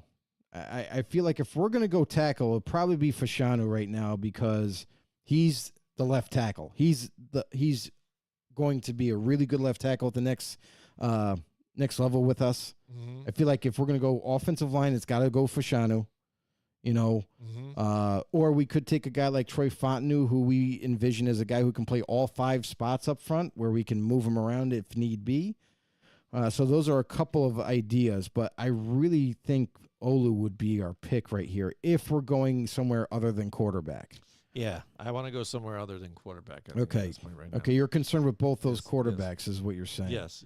Okay, so I think in that case, we're not going to go receiver. I don't think we go defensive end or anything like that. We're going to play a 3-4 system, so it's really edge. If anything, you want to throw into maybe Dallas Turner here if we wanted to go edge rusher. Corner kind of has – corners are still out there. Quinyon Mitchell, it could be – we could get another shutdown corner. Christian Gonzalez is coming back from injury. So we could have him on one side, and we could also have – Quinyon Mitchell on the other side, if that's who we like, or do we like Terrion Arnold, who I think fits our zone defense a little bit better? Man, we got options. Yeah, I know. So that's what I'm thinking. I'm thinking same thing kind of like that. So I think here's what I'm thinking. Cornerback position, we could go in the second round. We could get someone that we like in the second round that fits our scheme and all that. Wide receiver, we can address later. Edge rusher, we could probably address that later as well. It won't be up to the caliber that is right now, but who knows? But here's the thing. Now with having a Matt Judon on top of it. But here's the thing: we're picking high in the second round. We have our pick in the second round. We could take a D end then. I don't think we need to rush into taking a defensive end or a stand-up linebacker right now. So I think I'm leaning towards offensive line because I feel like this run is going to continue all the way through the first round, and it might be limited tackles available that are plug-and-play type players for us at the next round. So I think I'm leaning towards Olu. Okay. Where is he here? On top. There, right on top. Perfect. Okay, boom. We just did it. There you go.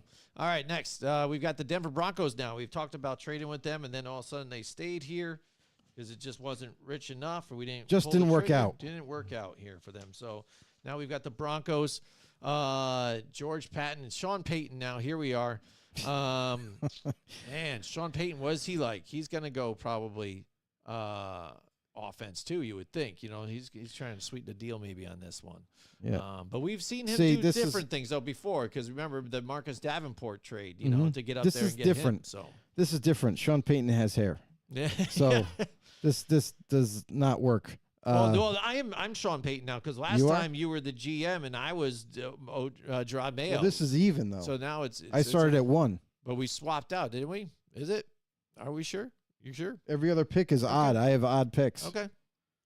All right then. All right. So, what do you think then? Well, we got a lot of needs, that's for sure. Yeah, absolutely. And I want a damn quarterback. Wide receiver, interior offensive line, quarterback, safety, corner, D tackle. Those are all needs. Some of them are greater than others, but they're all kind of needs. We need upgrades in all of them. But listen, Cortland Sutton, we're trying to trade. I'm sick of that guy. Yeah. Guy's old. He gives me shit in practice. I don't need it. Fuck that guy. I need him out of here. Yep. So we got to trade him in this draft. Maybe we get an extra pick out of it.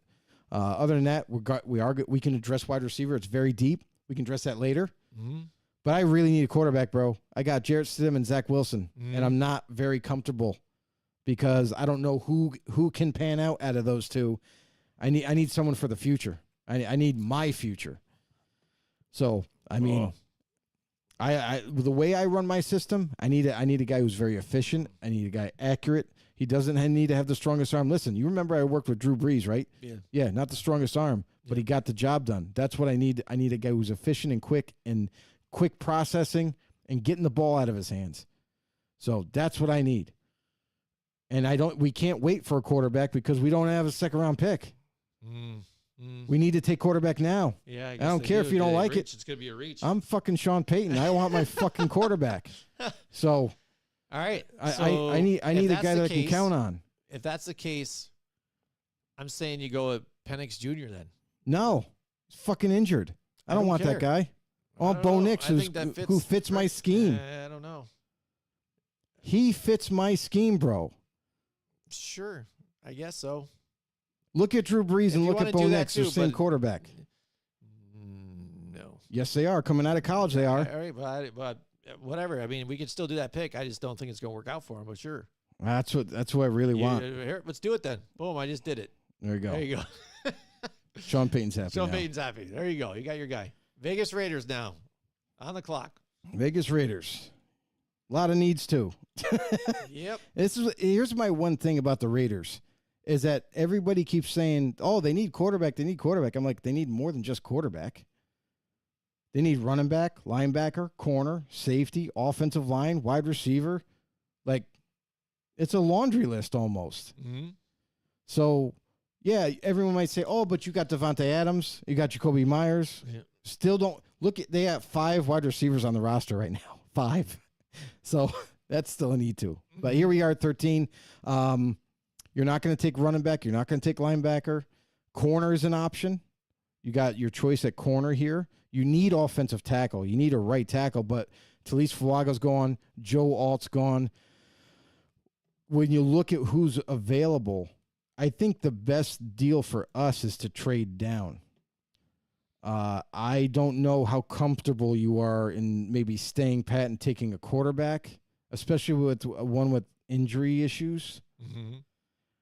But we can go, if we were go to tackle who's available, now you're talking about Troy Fontenot, who's a very, a tackle that can play a lot of different positions. Amarius Mims, but man, is this too rich for guys like that? J.C. Latham, is it too rich for them? I think so. I think it's too rich for all of them.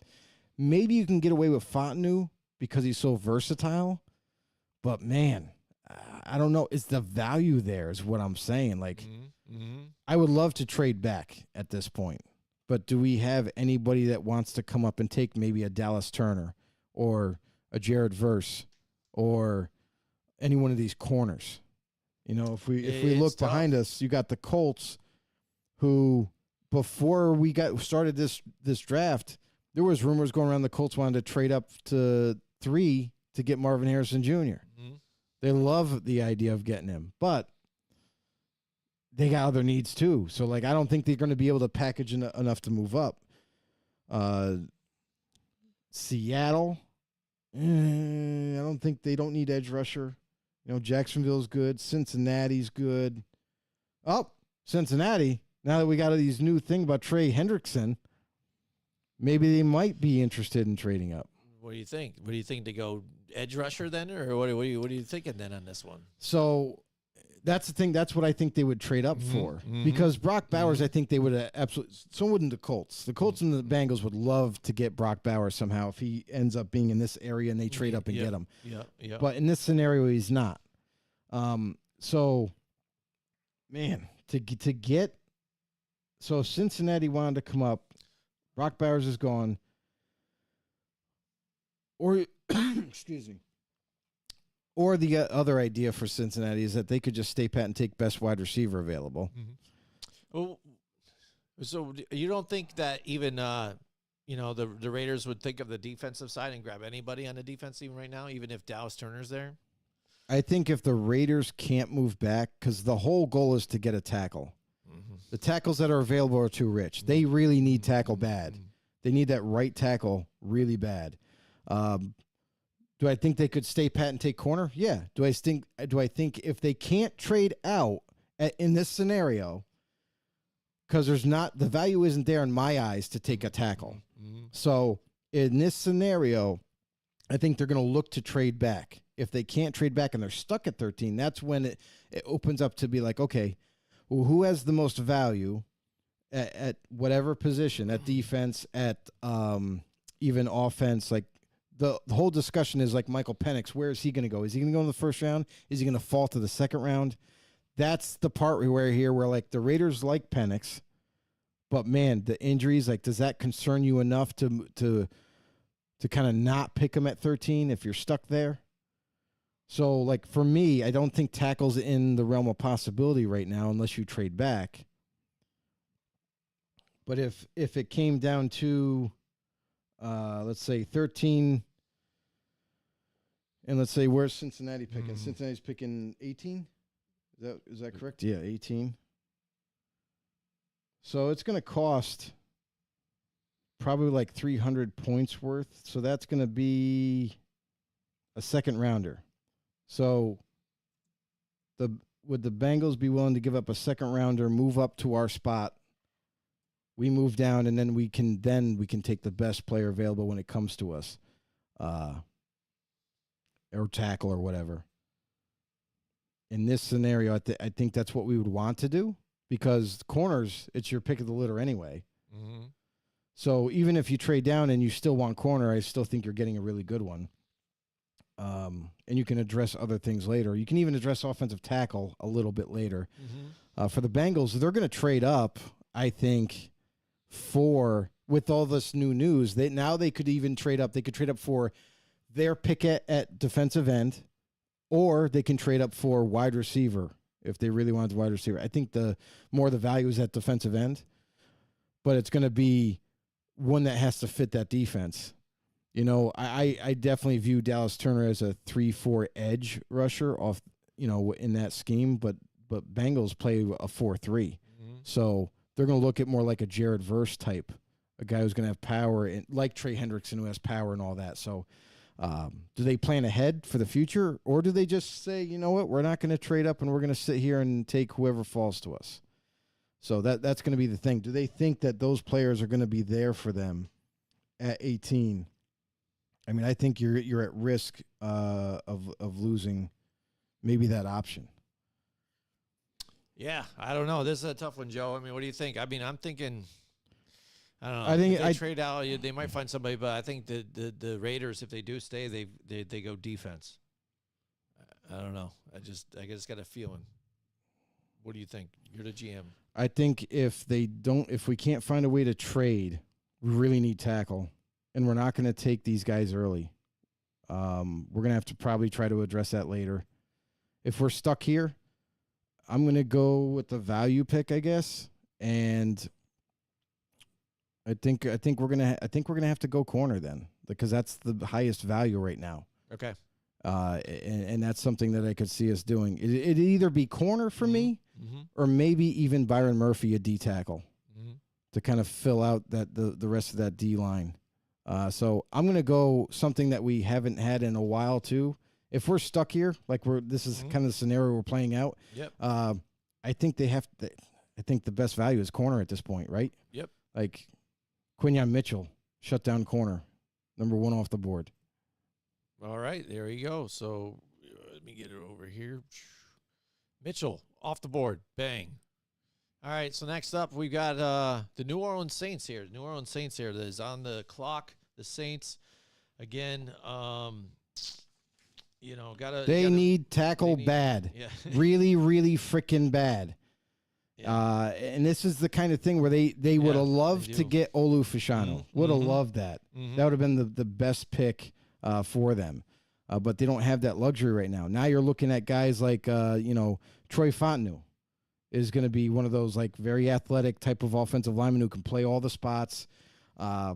He can play left or right if you needed him to. And that's the offensive lineman I'm really looking at right now is I think because they're in a very tough position where it's a must-have. It's like we've seen Trevor Pennington, who struggled mightily last year. Yeah. Ryan Ramczyk is talking about retiring. So if you lose one or both, like you definitely, if you lose Ryan, then you got a glaring hole. And then who knows? Maybe Trevor is going to wake up in his next year. You know what I mean? Yeah. So I think we need to shore up offensive line. I don't think we can wait on this. I think we have to address it right now. So I think I'm going to lean towards Troy Fontenot if you agree. Yeah, I mean, definitely I think they should go for that and help them out. That would help them out right away. Wide receivers, again, you could probably get somebody to help out later on because that's the other need. And then safety, again, you can wait and rest on that. So that'll help them out. Move on. Here we go. We've got the Indianapolis Colts here. Here's something that's interesting about the Colts is everybody like wants them to go and get the tight end. You know what I mean? Brock Bowers, if it's possible. They're even talking about wide receiver. I don't know. We don't know how true that rumor is, but it's kind of like a legacy pick. You know what I mean? Like the nostalgia of his father playing with the Colts, and then they trade up and get him somehow. Yeah. But I just can't see it happening. I think it's too rich to trade up just for that one player. When I think there's a more glaring need at tackle, left and right. I don't think they're very comfortable there. Right. Running back because of Jonathan Taylor and the fact that he was coming off a major injury, took him a while to kind of get it going. And then also corner can still be used is another need of theirs. Wide receiver can always be addressed because that's something that they haven't been able to capitalize on. They got Michael Pittman, and they just re-signed him to an extension, but you need more help than that. Alec Pierce, to me, is an average receiver at the next level. I thought he was going to be better than that, but so far hasn't proved to be. So you could add wide receiver here, but tackle would be another idea. And if you're gonna go with tackle, you're looking at maybe a J.C. Latham, a Marius Mims, Brian Thomas Jr.'s here. That's an idea for another explosive type of wide receiver. And I think that Anthony Richardson would love that, adding another weapon there for him to throw to. So you already have a guy who's very mobile in Richardson. Yep. I think you could address offensive line later in the draft. So I think maybe we go with wide receiver here and go with Brian Thomas Jr. Yeah. You want to roll with it? Yeah, I think it's a good Let's idea. do it. Bang. Because, again, he does need help there, too, in tight ends. I mean, I don't know. For me, again, I think we've seen with tight ends, you could probably let them slide a bit. Well, there's no tight ends here worth the pick. Exactly. Brock Bowers was going to be the guy. If anything, they're going to trade up a few spots to get Bowers if they can. But if not, I don't see them taking tight end. Nobody's going to take tight end. After Bowers, there's a huge drop-off. Now you're talking second round will be the next tight end taken. Hey, talk about tight ends. We got Seattle here. Again, who are the tight ends go to die. Yeah, you know Noah Fant. So, where you been? Yeah. Because they don't use tight ends. No, they don't. It's funny, though, right? Seattle always seems to go after tight end and then just not use them. So that's just how the cookie crumbles, right? Yeah, absolutely, Joe. All right, so again, needs center, quarterback, linebacker, cornerback. Mm-hmm. All right, so what are you thinking on this one? Again, do they go defensive side, and go corner now too? I'll tell you right now. Arnold's there, or what do you think? They already have a pretty good secondary. Mm-hmm. I don't even know what. Like, I listed corner as a need too. Yeah. But it's not a dire need. It's not like they heavily utilized the draft previously. Devon Weatherspoon was the guy. They have Tyreek I'm going to forget his name. It's Wilton or something on the other side. Mm-hmm. Those are two stud corners. Like, now you're getting into zone corners. I don't think you really need to take one this early, but I do believe they need to really address the interior offensive line right here. This is something where it kind of falls into their laps, and I can't foresee a team that needs interior offensive line at this stage in the draft passing this guy up. The dude from Oregon, Jackson Powers Johnson, the center. This guy can play center, can play guard, and is just an absolute bull of an offensive lineman. This dude, you're not going to get by him. He's super strong, super quick feet, great snapper. I think it should be an easy pick. I do know, too, that Seattle does have a concern about Lucas. Abraham Lucas there at right tackle, and he's coming back from a major injury. It's going to depend. This pick will definitely depend on the confidence of him coming back healthy and starting for them, because that could change this pick. It might go from center to now they're going to concentrate at tackle, and then they might be able to take Amarius Mims if that's the case. But I think there's such a big hole at center right now, and they need to continue to build that offensive lineup that Jackson Powers Johnson should be the pick. Yeah, I don't know how to search to get further down the line, though, on this one. I can't even find him on this list here. You're at tackles. You need to go to that's interior right. offensive line. Where am I? Right here. Oh, my bad. That's probably why you can't That's probably find why I couldn't see it. So the screen is big, but it's not that big, I guess, from farther back here. So there we go. All right, so what do we got? Johnson? Jackson Powers Johnson. Yep, there you go. There he is. That made it a lot easier. All right, so there we go. Jeez. That would make it very difficult to I gotta find. start wearing glasses now, I guess. There we go. I'm getting at that age, Joe. Here we go. So now we're on the Jacksonville Jaguars here. Jacksonville, again, what do you need? Offensive line, because, again, we got to see Trevor Lawrence kind of get really banged up last year. And, I think he's still looking pretty good. It would be funny now when we finally come out to do his grade. A few years later now, what will we actually see him as? Whether it be a bust or whatever, or a pass or fail. That's the thing, is that I don't think Trevor Lawrence is as good as announced or whatever. What's has sold us? You know what I mean? As the projection of him. Yes. Like I feel like everybody's higher on him than they should be. Like I haven't seen the flash. Mm-hmm. The guy was picked number 1. Yeah. Like, everybody thought it was a slam dunk. Yes. And I haven't seen that elite, play yet. Mm-hmm. So with the Jaguars, I don't think they have much of a need at offensive line right now, because when I went and looked at it, is like more because of injuries is the reason why that they struggled down the stretch. Mm-hmm. They could use another wide receiver, but they also could use corner. Mm-hmm. And that's something that I could really see them kind of hone in on, especially now. You have basically your pick of the litter at this point, minus Quinyon Mitchell. I mean, this is kind of like a something that I don't think they would foresee happening. And now it comes down to like who you view as a potential Jacksonville Jaguar at that position. So you talk about Terrion Arnold is here, Kool-Aid McKinstry is here.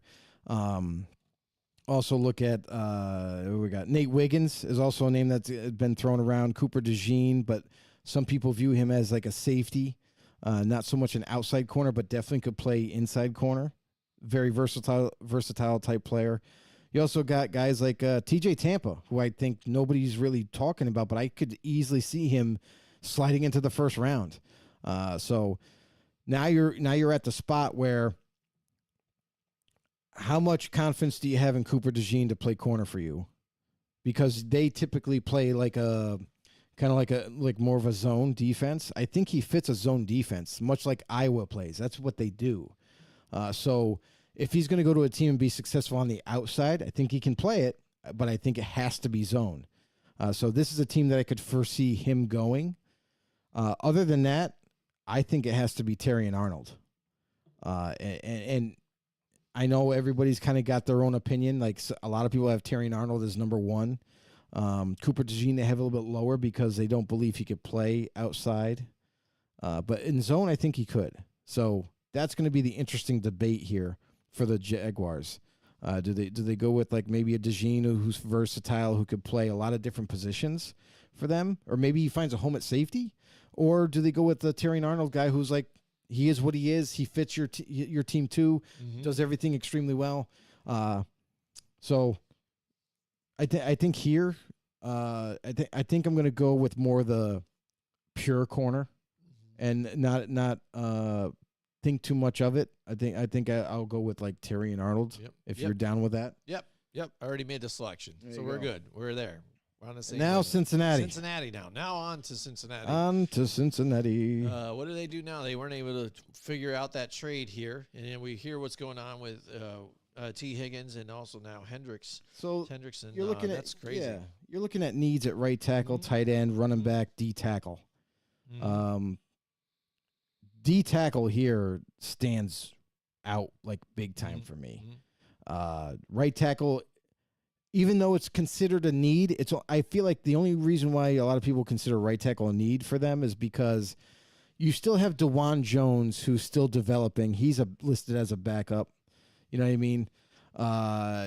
You look at who's their starter right now? I just forgot it. Let me see if I can pull it up here real quick. For the Bungles. All right, so yeah, if you were talking about what D tackle you said too, Byron Murphy would be the pick. Is there, yeah, absolutely, right there. Like it's not even again, close. Bowers there, a tight end. If you're talking about needs, tight end, but that's not that big, especially going here. Running back, you probably don't go here as well. Again, so then what else do we have for offensive tackles? J.C. Latham's available. Mims is here. I think this is where I don't think you go right tackle. Mims was over here or something. Yeah, they got Trent Brown. They signed Trent Brown in free agency, and they also have DeJuan Jones. Beyond that, so I don't see it as like a crucial need where they got to use a first round pick on this. So I don't think that's going to be a deal here. So now we look at what's the best value here. You look at tight end, who's overall all available. You got Dallas Turner still hanging around. Brock Bowers is there. So, like, honestly, like when it comes down to this, I think the value is tremendous for Bowers. I think that I even thought that we picked him already. But I think you got to take him now. It's too rich. I can't believe we let this happen. So slide right down. Bang. Then there he is. That's an easy pick. We just did it. Bang. Okay, so now we go. We're now with the Los Angeles Rams here. Rams get a pick. They lose, Aaron Donald now. Do they go Dallas Turner here to get some pass pressure here? Or what do you think, Joe? So their linebacking core is pretty solid, and a lot of the guys that they have on there aren't big names, but they're really good players. So I think this is kind of like this is one of those things where the Rams kind of fall into a nice spot here where they don't have a ton of needs, actually, which is surprising. When I looked at the roster, they don't have a lot of needs. They got a lot of holes filled up with either free agency or guys that played there last year. D tackle, obviously Aaron Donald left, so that may be a need that you could address. But I think edge is probably the value here right there for them. And I think you definitely could upgrade at that position, like with Dallas Turner falling to you. Or do they like Latu? And that's going to be the big thing. Is like, I think for them, I think you got Latu, who already has great pass rush moves, is super bendy, going to be a very fierce competitor and a great pass rusher at the next level. I have questions and red flags on him, so I don't know how good he's going to be, but this is a player that a lot of teams know really like, and I think he'd be a perfect fit for the Rams. I think Dallas Turner is still in that. I feel like I really do believe that that's why he's sliding in this mock draft. Yeah. I think it might happen tomorrow where Dallas Turner, who has elite traits, speed and burst and all that, bull rushes a lot, but he's not quite there yet as a pass rusher in terms of getting off the blocks and disengaging and doing pass rush moves. He's going to struggle in the run game. So with those kind of limitations, when you look at Latu, he's so athletic and everything. He can find a way to get around. He can find a way to disengage. So I think this is going to be like a big-time present underneath the Rams Christmas tree here. So I think they go Latu here. Boom, there we go. We just pulled the trigger. There it is, Latu. And now we're at the Pittsburgh Steelers here, Joe. The Steelers. Wide receiver is always a need there, and they always seem to find them.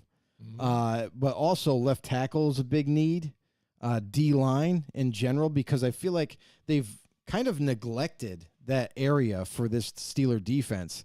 You know, Cameron Hayward, he's up there past 30 years old. He's getting up there long in the tooth. At some point, you got to address that situation there. For the Steelers in general, like you look at left tackles, is there any left tackles available that you could feel confident in? Troy Fontenot's gone. Now you're looking into guys like Patrick Paul, but I just think it's kind of too early, and I don't think he's a left tackle either. So I think offensive linemen have kind of died off in terms of getting a left tackle here. I don't think you go that direction. If you were going to go to wide receivers, even you got guys like Roman Wilson who could possibly sneak up into the first round. Keon Coleman is also a name that gets floated around towards the end of the first round.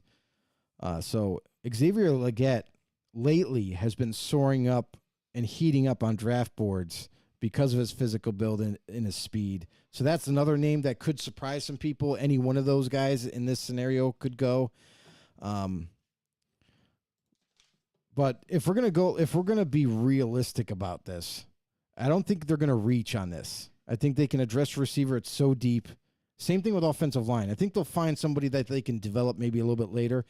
But the value right here is too great. I think Byron Murphy will be the guy where they add a D tackle who's very disruptive and definitely I think could handle being a Steeler. All right. Here we go. Let's go Byron Murphy here again. It fits, I think, what the Steelers are looking for and what they do. So I think this would be a nice fit, too, as well for them.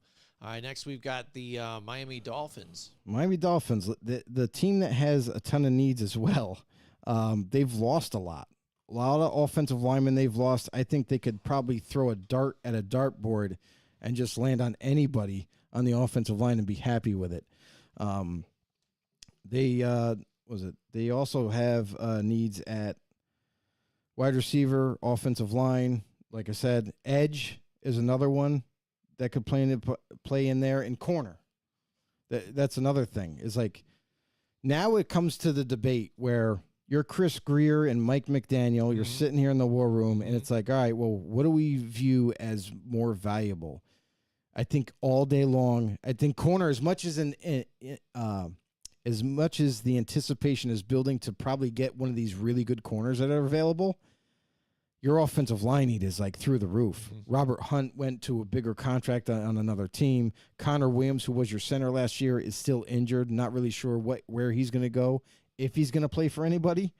And they also got to think of like the tackle, Teron Armstead getting older and what have you. So I think offensive line has definitely got it. They have to go offensive line here. They can't go any other direction because it just needs to happen. You need to just grab somebody. In that scenario, now you're looking at guys that are still kind of, I don't think they're plug-and-play guys, but maybe a guy like Graham Barton from Duke, who's an interior offensive lineman, could play guard, can play center for you.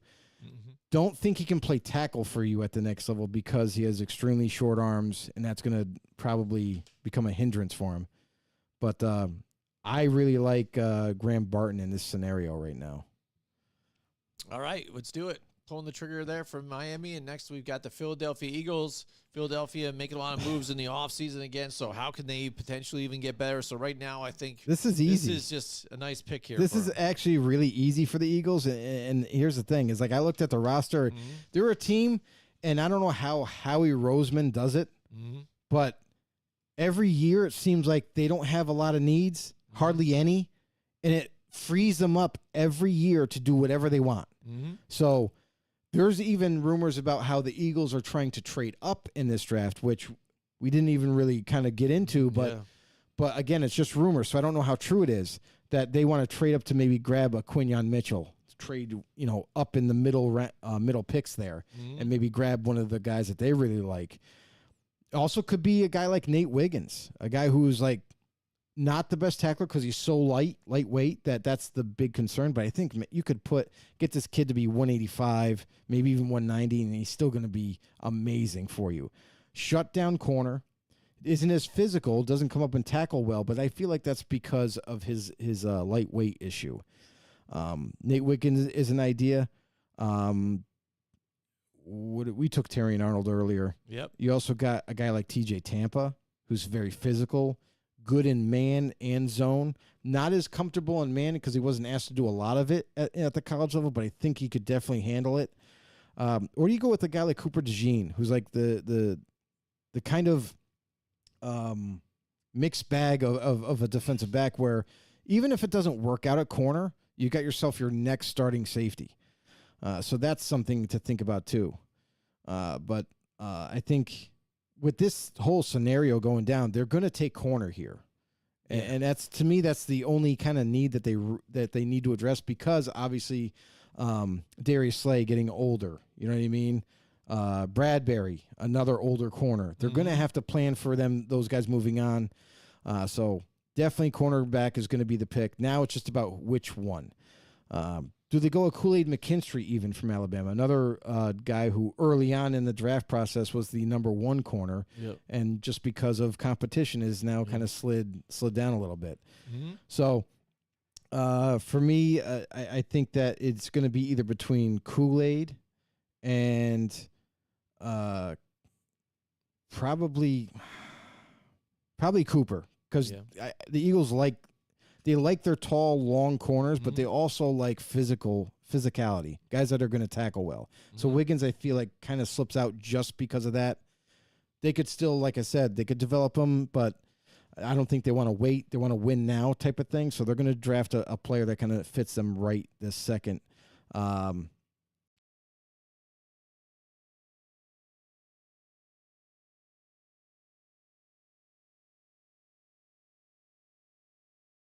Gone. All right, next, now we're moving on to the New England Patriots. Again. Everybody, see, this is why you trade down and get more picks. That's right here. so they can just keep adding. What do we have for them before? They got their left tackle earlier with the 11th pick. Now they're at 23, and wouldn't you know it? Now you're at 23, and you can get a quarterback. Yep. Now you can be comfortable with this pick, injury-wise or not. And this is something that I think fits them very well. So we have all the quarterbacks that were listed in the top 10 of the rankings are gone, except for obviously a handful for the middle rounds. But Bo Nix is still there, and you got Michael Penix still there. This is a spot where there's not a lot of concern with taking anybody. So in New England's eyes, what would they go for? Because they're a contrast of two different quarterbacks. You have a guy who has the strong arm. You have a guy who's just very efficient and accurate for short to intermediate. Can throw deep, but not the best at it. So for New England here, they're going to address quarterback here. I feel like this is the best thing to do. All right, well, this is what's left over for quarterbacks right here, Joe. That's what we got left over on the quarterbacks. Oh, that's right. We already did Bo earlier. Yep. Yeah, so that Michael Penix would be the only quarterback to me that's worth this pick. I know a lot of people have Penix going into the second round, but I think the talent is just too much. And if you can get Penix lower in the first round, I feel like that's where teams can get really comfortable with that, and getting ahead of the game in the second round. So because they have a couple picks in the first round that falls to 23. I think this is kind of like just because of that it's trade. like, there you go. It might fit right here like for them. They can get a little bit of both. It's here. just like the Patriots of old, where they collected picks and then they got guys that kind of just fell that they didn't expect, and they just created juggernaut that way. So I think we go Michael Penix here. I think that makes all the sense in the world. They get the quarterback, they get a left tackle earlier, and now they prepare themselves to go into the second round with 2 other picks as well, so where they can address wide receiver or interior offensive line or what have you. So it kind of sets up the Patriots really well in this draft scenario, that they're able to get their left tackle. They're also able to get their quarterback, and now they prepare for the second round and with another couple of picks to go after. Absolutely, yeah. So that works out. Yeah, it could be. It does work out for them. We appreciate everybody that's been hanging out with us and just chilling out in the chat and out there with us. We appreciate you guys sticking with us. We're debating through this whole thing, trying to figure it out. Just as our war room right here, we're going through. We're making the picks live. We're just figuring it out as we go by conversating about it. We didn't come up with this right here, so it's all on the fly. Yeah. We'll see how it comes out tomorrow. So I mean, probably get completely blown up. But and in honestly, you guys are probably even like freaking out right now. Like, I just got news for everybody though. Nobody is right doing these things. Does anybody realize that? Like, news. I understand, like, everybody has their own opinions, and everybody's like, oh, well, how could you take this player this early or this late or have him slide or what have you? But guess what? The draft is the most unpredictable thing, and a lot of these things that people might be surprised about, you're going to be shocked tomorrow. Tomorrow, there's going to be surprises. It's going to be trades that surprise you. It's going to be players that get picked that are going to surprise you. So buckle in. All right, buckle in. We've got the Dallas Cowboys on the clock right now. Cowboys, everybody's favorite team. Flashy pick and stuff. Mike McCarthy again, job possibly on the line here. They lock. He's got a new agent, by the way. Yeah, I know. Yeah, he's going to make it work. He's getting those good agents now. I was like, I got to do something. I got to get this guy. This guy's helping these dudes out. I got him now. So hopefully this will help me out, right? He's going to make it work, man. He's just going to make it work. All right, so again, we got the Cowboys here. Yep. What do you think on this? And, they've been struggling here at running back and stuff like that, but it seems like they're just piling on a bunch of veterans and trying to figure something out with some youth there, too. They're going to take running back later in the draft. Yeah. No one's taking them in the first round. Right. So what do you think on this one that's going to help them out? I mean, honestly, interior offensive line needs help. We've said this numerous times in the past 3 years, where we're like, they got to take offensive line, and they take a wide receiver, or they take a corner, or they take so, and that's just the Cowboy way. They like to take. I feel like the Cowboys are like so tunnel visioned on taking value over any kind of need. So, and I'm not saying it as a negative thing, but like when it lines up where you have value and a need that you can fill, that's what you should be doing. But instead, they take the biggest pick possible. You know what I mean? This guy shouldn't have been there. He ends up being there. And that, to me, when you think about it, it looks like Dallas Turner right now is the highest rated player on the board. And you got to wonder, like, are they going to possibly move on from DeMarcus Lawrence? Are they going to, and then maybe take this flashy pick and have Dallas Turner team up with Micah Parsons, and, everyone's super excited. But also, you got to think about, too, is wide receiver core. CeeDee Lamb, he's going to be due for a big contract.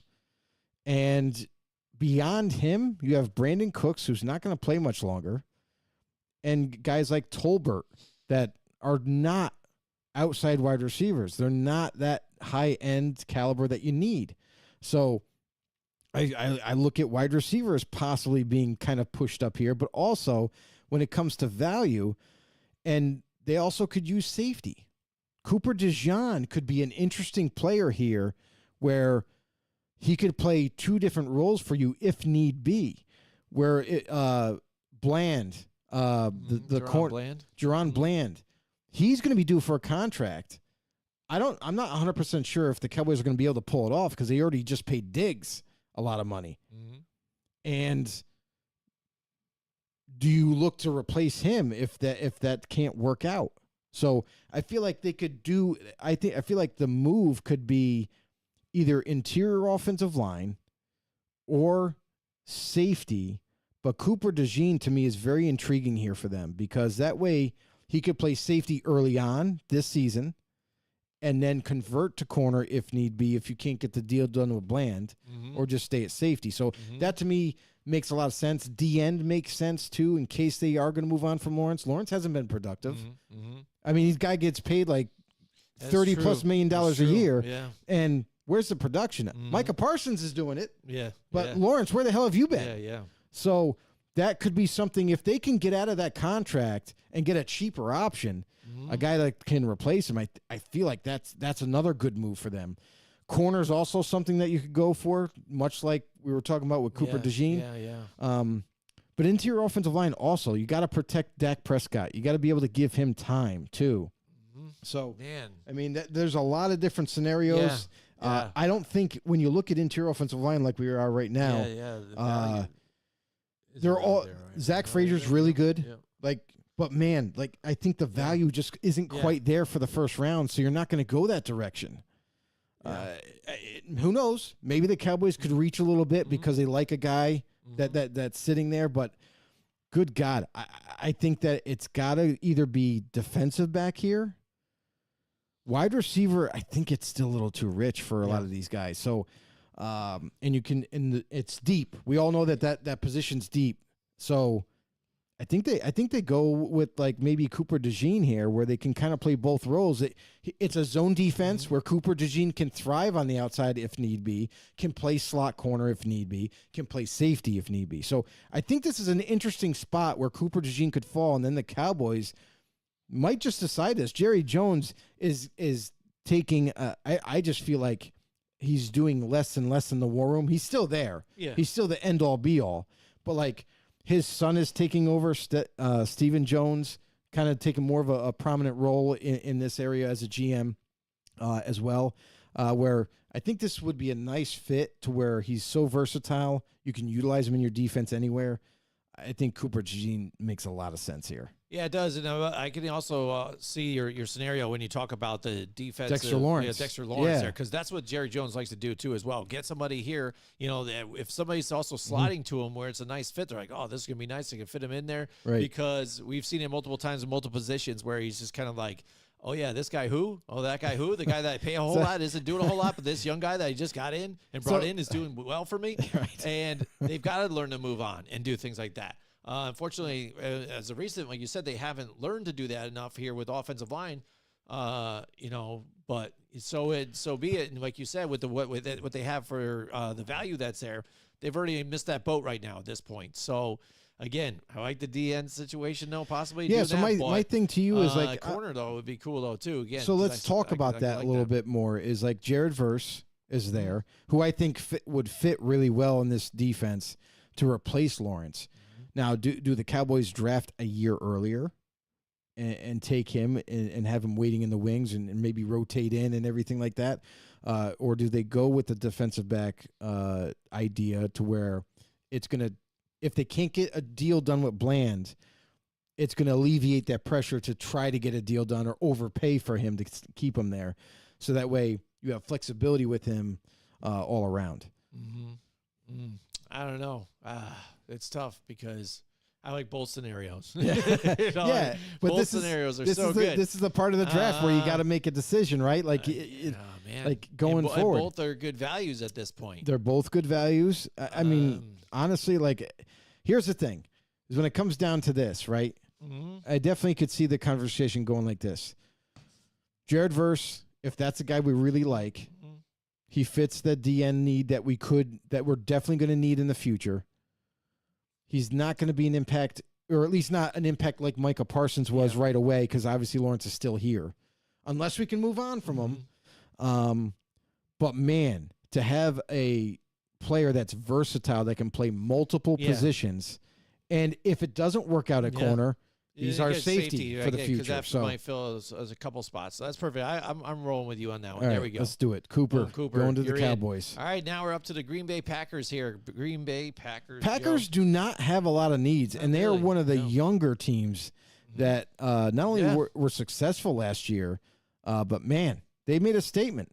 They definitely made a statement. I mean, I'm looking at interior offensive line, maybe free safety as a need, but other than that, it's kind of wide open. Like you can go any direction you want. So like when it comes to safety, I don't foresee a safety getting taken in the first round, and we've seen this just like running backs, where running backs are devalued. I feel like safeties are devalued position too. So you don't normally see safeties being taken in the first round anymore, unless we see like someone ridiculous. But we haven't seen like a generational talent like that, since like a Ed Reed or a Sean Taylor or someone like that nature. But still haven't seen that. It's been years and years. So Packers won't go safety in this thing, but the Packers would love if Cooper DeJean was there. That's the thing, is Cowboys just took Cooper DeJean. So what do the Packers do now? I feel like that the Packers with Cooper DeJean makes just too much sense. If he's there, you're running the card in, because he can play multiple positions for you. At safety, he can lock it down. Later on down the road, when one of the corners move, you can move him back. Interior offensive line is kind of like where I would like to go, but the value just isn't there. Now, we're going to see this tomorrow, where teams might reach a little bit to fill a need or to fill a player that they really like. But in this draft, we're trying to do like the best value for each team. We're not trying to reach too much here. So that's what makes this kind of a little tougher. So when we go to offensive line, like you look at who's available. I loved Graham Barton. You know what? I think you could go a couple different ways here. You could go Jordan Morgan from Arizona, who played tackle in college, but also is versatile, that can play guard, has shorter arms. He's like a Graham Barton in that aspect, where he's going to be kicked inside the guard. He's going to be a high-end type of offensive lineman, and you could draft Jordan Morgan here because Cooper DeJean isn't available to fill that safety role. I think Jordan Morgan would be a nice addition here for them. That's kind of like where I see it happening, honestly. Like, I don't see them going any other direction. Now, here's the other thing. Corner. Not necessarily a need, but Jair Alexander's older. Yep. Jair Alexander's actually he's done cryptic things, right? Like where he's kind of alluded to, like, oh, I want to be traded. And then next thing you know, no, I don't want to do that. I'm good. But so it's like these little weird situations or conversations that he has with the media that kind of makes you scratch your head as a Packer fan, as someone just watching it happen. He's getting older too. Yeah. I don't think they have a need yet at corner, but maybe they do something like that, just like they do at quarterbacks. Maybe draft a year ahead to plan for it, because there's good corners available. Yeah, maybe they just grab a value again, because we look at the needs too. That's fine and all, but we've seen many times where they're just like, well, the value's there. We're just going to grab this guy, and we have him on there. Yep. It's back pocket, and if that guy's your slot corner at this point or whatever, you're good. Right, and in this scenario, Cooper DeJean isn't there, so they're like, fuck, we missed out on the guy that we really wanted, but that's okay. We're okay. We're just going to take next best available. I still think it's too rich for inside. So let's go a different direction. Let's go corner. Let's get the value here. I think Fitz right now is you can play him at corner. You can play him anywhere you want to. He's an upgrade, I feel like. Wiggins is a shutdown corner. He's more of a man. Green Bay plays a lot of zone. Yeah. So I'm going to go with TJ Tampa here from Iowa State. I feel like that's a very comfortable pick, a guy that can play both very well, but played a lot of zone in college, exceeded unbelievably well at that level. Guy who's extremely smart, too. He watches film because you can tell when he breaks off the guy he's supposed to cover and ends up making a play elsewhere, you can tell the guy's very smart, does his homework, and is a gifted player. So I think TJ Tampa, if DeJean isn't there, that's got to be the pick. All right, but there you go. Boom, he's in. Tampa Bay now is on the clock. We're getting closer to the end, Joe. There we are. We're sniffing it right there. Everybody tune in. Listen, we need to hear your comments here. We need to hear you guys more about what you guys believe each team will take. Do you see them going a different avenue than what we've selected for them? Because it's very possible. None of this is going to be correct, by the way, tomorrow. But It's a lot of fun. We shall It's see a lot live of fun because, with the again, scenarios. we're going live tomorrow night. We're going to have some special guests, including a scout, an NFL scout, and so it's going to be really exciting. And we get to talk about this all over again as it's happening. And This we'll is- have this is the prep. reveals as it goes. So this is going to be nice. That's what yeah, this so we is. can even put this over the top of like this is where we went with this one. And it's because of what we saw. So I mean, This it's gonna is be pretty definitely prep for tomorrow, Yes. and we're not going to be close. My God, yes, that'd be nuts. Because we even pulled out a trade in this one. We'll see what And we happens. never So, do that. We never do like that. just a disclaimer, we don't do trades. We just decided to play it off, tonight and see what we can do. All right, so the Buccaneers, what Buccaneers we gonna do? We gonna got a get lot of some needs. help here. Got a lot of needs. for Baker Offensive Mayfield? line, wide receiver, tight end, running back, corner, linebacker. Guys are getting older in different positions, and then some of them you can definitely upgrade. So it's not going to be tight end. Let's just say that. Not going to be running back. Corner's an option. Linebacker, they do need like maybe an upgraded interior linebacker. But I don't see that happening in the first round, even at the end.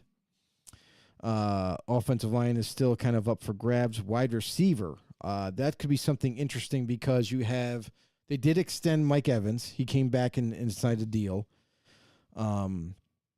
You got your offensive situation there where you kind of need to shore up that offensive line. Is this where Buccaneers might reach a little bit and maybe take an offensive lineman? But I think the corner thing is singing to me right now. Yeah. I think when you look at that, you also look at edge rusher because you could upgrade there. Like Jared Verse is available, value is there. He doesn't typically fit the Buccaneers defense because they do like to do this 3-4 scheme. Yep. So I don't think that would be the pick. So I think you go a different direction. I think you would end up going like maybe more corner because of what's available for you. But you know what? There is a player by the name of Dallas Turner that fits very, very well in this defense. A guy who is an edge rusher, could even play linebacker for you. I said that when we were doing our top 10 rankings that I don't know exactly what kind of a player he is at the next level because yes, he could develop and learn how to be a D end at the next level and learn better pass rush moves and what have you, but he's not as bendy. So I feel like he's a little stiff in the hips. At the next level, I think he's going to struggle a little bit in terms of rushing the passer. But man, when I saw some tape of him at linebacker, covering tight ends, also rushing off the edge as a linebacker, like that looked really exciting to me. And I think that would be his best position at the next level. So in this scenario, he slides down the draft. Buccaneers are like, holy crap, this dude is available for us. And the value is tremendous. We can work with him. He's going to be a dynamite player for us. I think this is an easy pick. Yeah, I mean, and that makes sense too, because again, you get that edge, but then also dropping back linebacker. You don't have Devin White anymore, something like that, so that he could be. Yeah, he's there. middle. So, but I'm just saying, some of that depth there. I mean, because also again in the middle as well, you got Levante David who's getting older too as well. So after that, Britt's on the other side. Just to help out that center field, basically, for them would be nice, too. Yeah, he would only be outside, though. He would never play middle. They can probably try to address that later in the draft. But, man, to get an edge rusher of his caliber in this draft, I don't visualize him falling this far, but it's the way this draft kind of fell. It's kind of unique. So, but I think they would run the card in if this scenario happened for them. I think in Mike Tackett's, I don't even know if he had him in the first round, which is nutty. I think when I look back at it, I'm trying to think. I don't know. Look at it, but it was, ours is totally different from what his is. So it's pretty amazing to see. And everybody's is. Just so everybody knows, everybody's mock draft is different. There's just too many things. Actually, he had Turner going 8th overall. Yeah, I don't. Turner, so there you go. I just don't see it because the way too many. And I think this is where the Falcons, maybe as the owner, right? Yep. He's like, well, we do this all the time. We take the fast guy off the edge, and he never pans out. You know what I mean? We take the high-end edge rusher, and he never pans out. Maybe we do something different in the first round that's going to benefit us. So That's why we went the way we did. And as you can see, like it's about a lot of different variables, and a lot of them we're not even taking account of, is like the type of players they are, the persons that they are. You know what I mean? Like, do they have good work ethic? We don't know that. These teams have a better idea. We don't know any of that. So that also comes into play throughout the draft, where we're picking these guys just based off of talent in our vision, but a guy might go earlier than we thought just because of those nuances that we're not accounting for. All right, next up, what do we got? We got the Arizona Cardinals now. This can't play off any better for the Cardinals. I think that this is where they're going to go corner. They have a needed corner. The value for corner right there is huge with Nate Wiggins.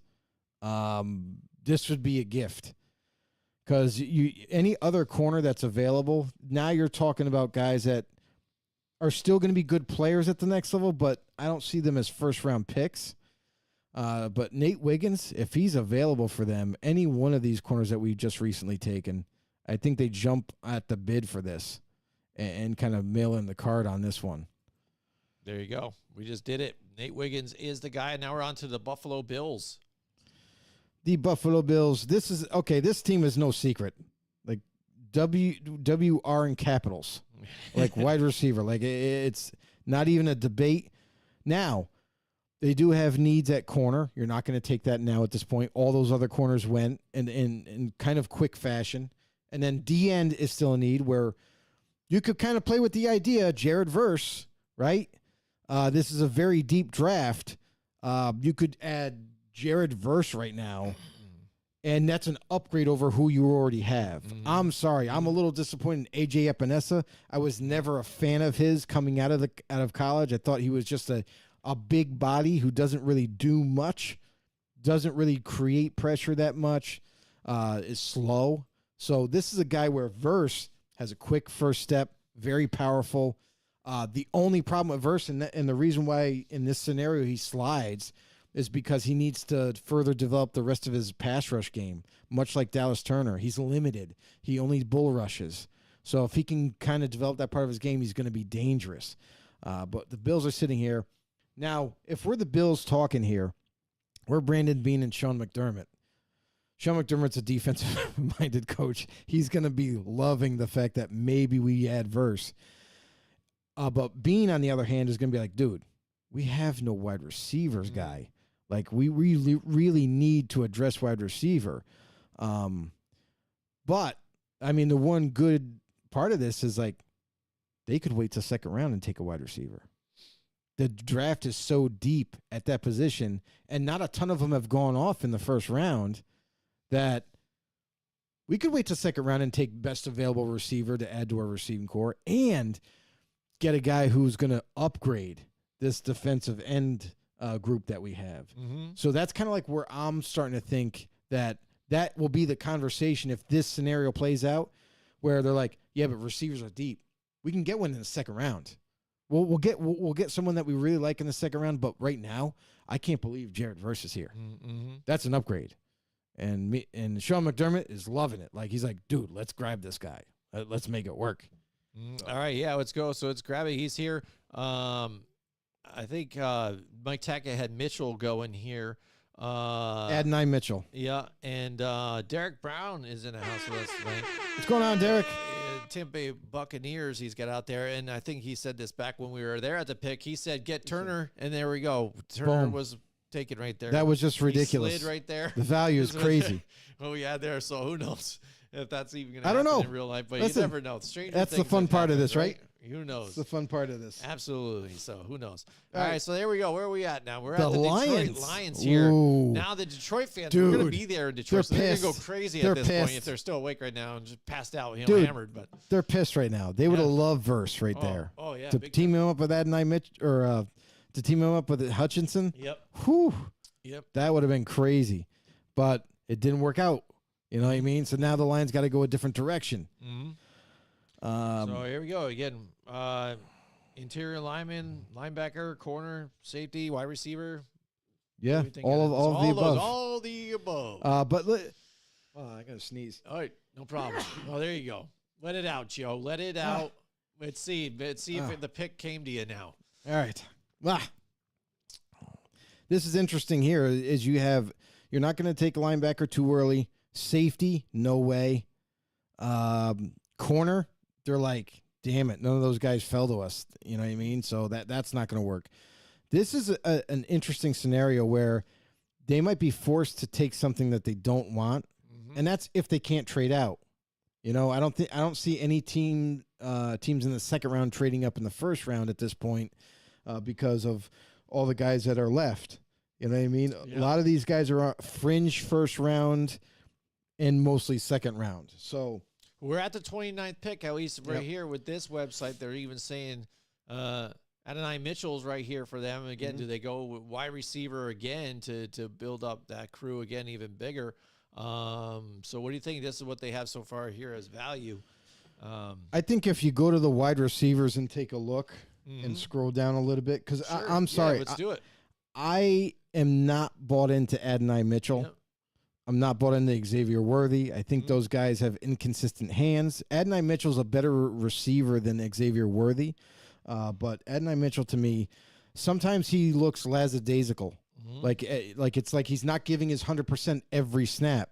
And that's concerning as a receiver because if you're not running 100% every snap and not doing your job, that screws up the play as a whole. So if you have a focusing issue and you're not going to give your all every snap, which leads to maybe inconsistent catching, to me, he's not worth it there. So Xavier Worthy is even worse. Like, he's got tremendous speed, but you jam him, you could easily jam him. He's light as a feather. You know, he's got no strength. So when it comes to the running game, he shouldn't be out there. To me, he's more of a rotational receiver than a starter. So now you come down to like guys like Keon Coleman, red zone threat, a guy who also I feel is like underrated. I feel like this guy is not only a red zone threat, but also is faster than he timed at the 40. Ran a 4.6. I think he runs faster than that on tape. He's running by DBs at his size. So a 6'4" type of wide receiver with long arms and everything, big-time weapon. Ladd McConkey's more of a slot, but Amon-Ra St. Brown already holds that spot, so that doesn't make any sense. So if you're looking at guys like maybe Troy Franklin, you're looking at Keon Coleman, Troy Franklin, maybe even Xavier Legette, who's been rising up boards recently. Could he possibly crack the first round now? And that's something that I think could possibly happen here is Troy Franklin, to me, very light, very tall, very long arms, very light, and inconsistent hands. That kind of bothers me. I don't think a team is – I think he's going to be drafted kind of relatively earlier than I would. But to me, the argument now is going to be between Keon Coleman and Xavier Legette. Legette built like a Mack truck who runs a 4.3 40. And then you have big man Keon Coleman, who's just a giant of a receiver who moves very fast for his size. So at the next level, you have Jameson Williams currently on the roster, Amon-Ra St. Brown. If you were to add another key player, they both catch the ball well. I think Keon Coleman has better hands, though. But when it comes to route running, obviously speed might trump what Coleman can do. Coleman isn't the quickest out of his breaks, so it gives the edge to Legette, which is where I'm kind of leaning toward maybe taking. It might be seen as a reach at the time, but I think the way this draft fell, Xavier Legette could crack this first round, and he could be a Lion in this scenario. All right. What do you think? It's tough because, again, if you look at wide receivers for them, I mean, it would be nice to have another guy there, too, to help them out. Again, unless you really like one of these other linemen at this point, but if you feel like they're going to drop out and be out of it, do you just go here and bolster up that offense again to give Jared Goff even more weapons to go to? But I think because here's the thing is like they do need to work on defense, but given this scenario, there's really nobody. There's no linebacker to take. There's no safety to take. I mean, actually, you could take Tyler Nubin. You could here. It's a little bit of a reach. You could take him though. And then corner, there's nobody worth taking right now. So if you went inside offensive line, I feel like any one of the positions of their like value and need, I think it's all going to be a reach at this point. Yep. But it's all predicated on it not happening like this. Like somebody falls to them and they're able to just take them. But in this scenario, all those guys are gone. Yep. So now what do? You're going to have to reach a little bit. Now, is it for the wide receiver? Is it for Tyler Nubin at safety? Or is it for an interior offensive lineman? That's really what it comes down to. It is tough. So if we're going to do this right, you know, I got to say, like, in our eyes, like, we know that they need to attack defense. They could go the wide receiver route, and it would make sense at this point, picking 29. And in as far as interior offensive line goes, like, yeah, the value isn't completely there, but you could make the argument that we could get an upgrade over Graham Glasgow. We could get and that's really it. So it's like when you look at their team, like currently they're okay. They could plan for the future here, but I think they want to make. I think whoever they end up picking in the first round, they want someone to step in right now and make an impact of somehow. So you look at safety, and I'm not really.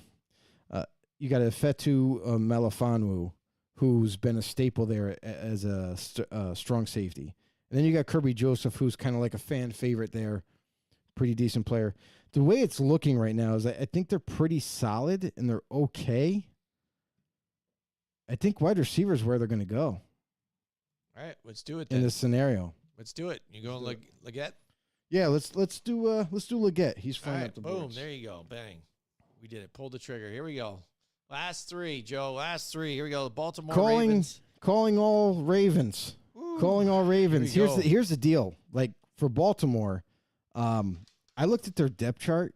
I was actually pleasantly surprised. I thought offensive line was going to be a need, and it's just not. Like they've done a really good job of drafting ahead of time for those positions, and they all just fell in line. So offensive line's not a need. They got Derrick Henry, everybody who's good. They love to run, and Derrick Henry loves to run and beat people up. So that just kind of fits. That's going to be nice for Lamar Jackson and company.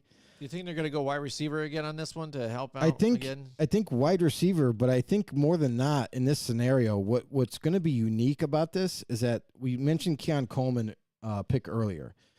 I think if Keon Coleman is there for Baltimore at this point, I think that is the guy they want because they've never had a wide receiver that big. They all have been short, speedy wide receivers. Now you get a guy who not only has speed, but is just a giant who's going to leap up, grab those footballs, has one of the best hands in coming out in this class. Like the only thing that I feel like what's going to work out better for Keon Coleman in this offense is that everyone's going to be keyed on stopping the run, and then just when that happens, he's going to be able to come free because they're going to be all so focused on stopping the run so much. They're going to let up on that pass coverage. I think Keon Coleman is the definite pick for the Baltimore Ravens in this scenario.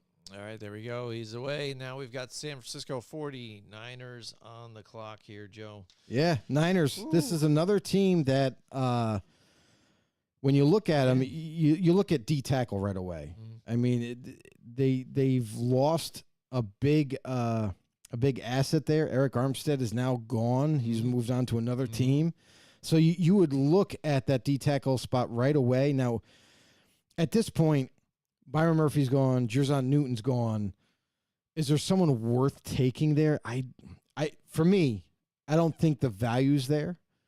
But another D lineman that I really like is the dude out of Michigan.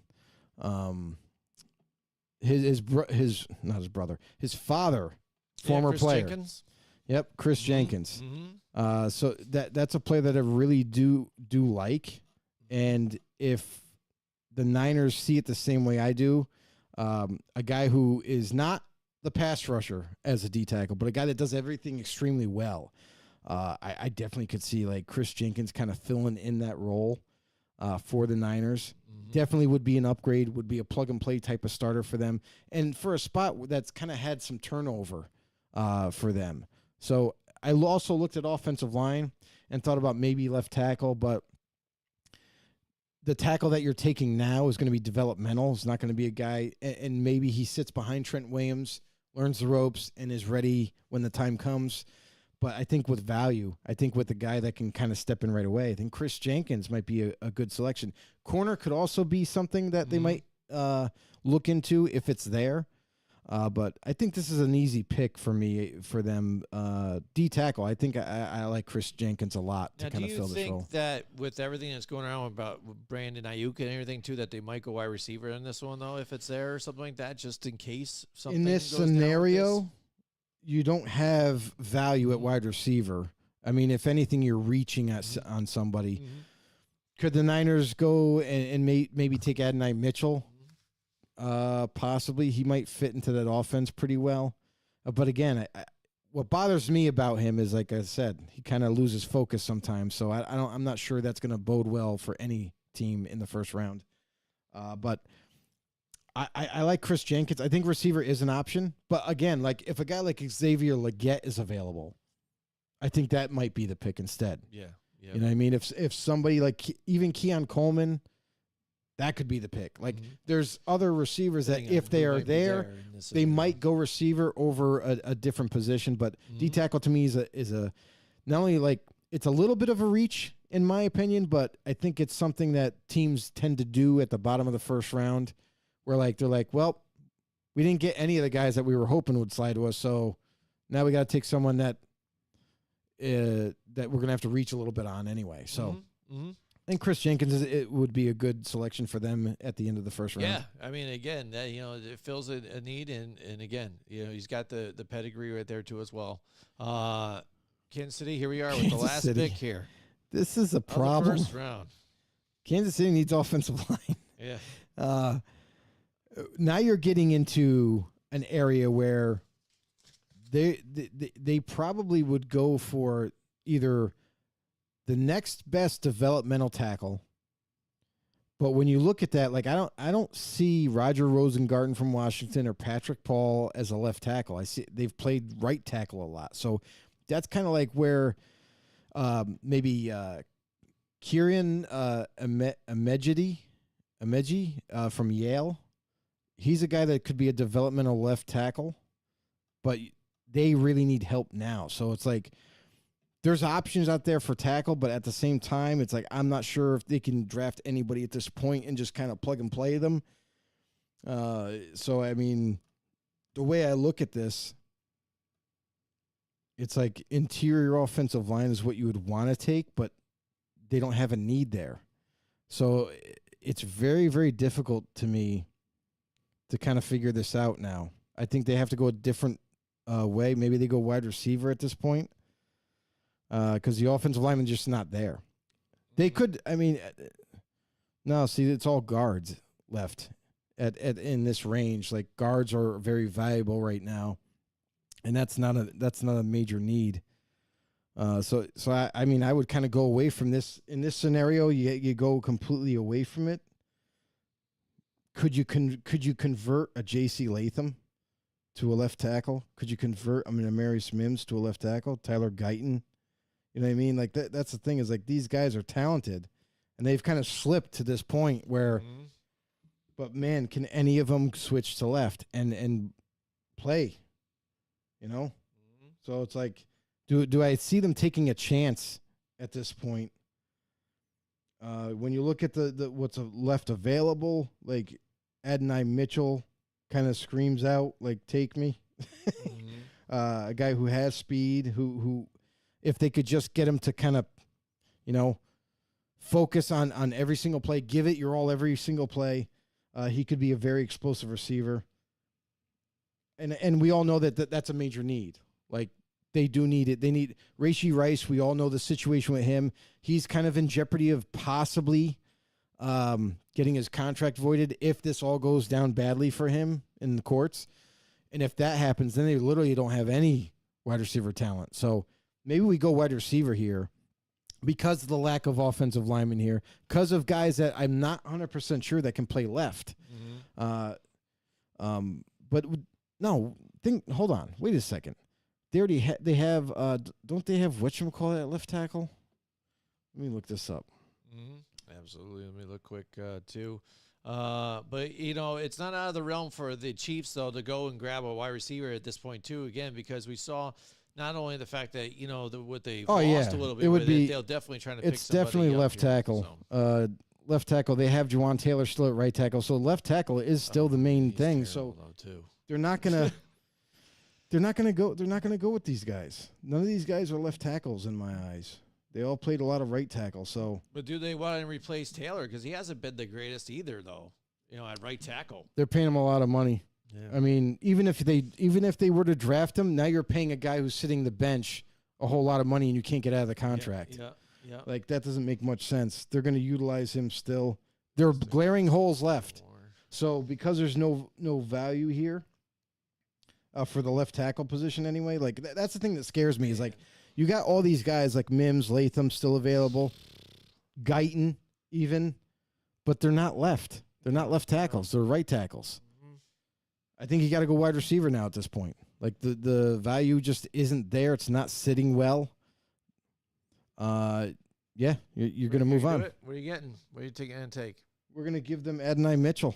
All right, there you go. The wide receiver from Texas. Explosive wide receiver. And that's going to do extremely well, especially if Rashee Rice does not get into serious trouble and they're able to like keep him for the season. That's going to work out really well. All right. We've got our grades here, right? There you go. So, boom. Let's just show it. Yeah. Do we show them all? Just hit save. Save, hit save. Yeah. All right. There we go. Let's see. Let's see what it's loading right now. It's loading. So there you go. Let's see if we can get that whole thing drawn up here for us so we can see the whole thing.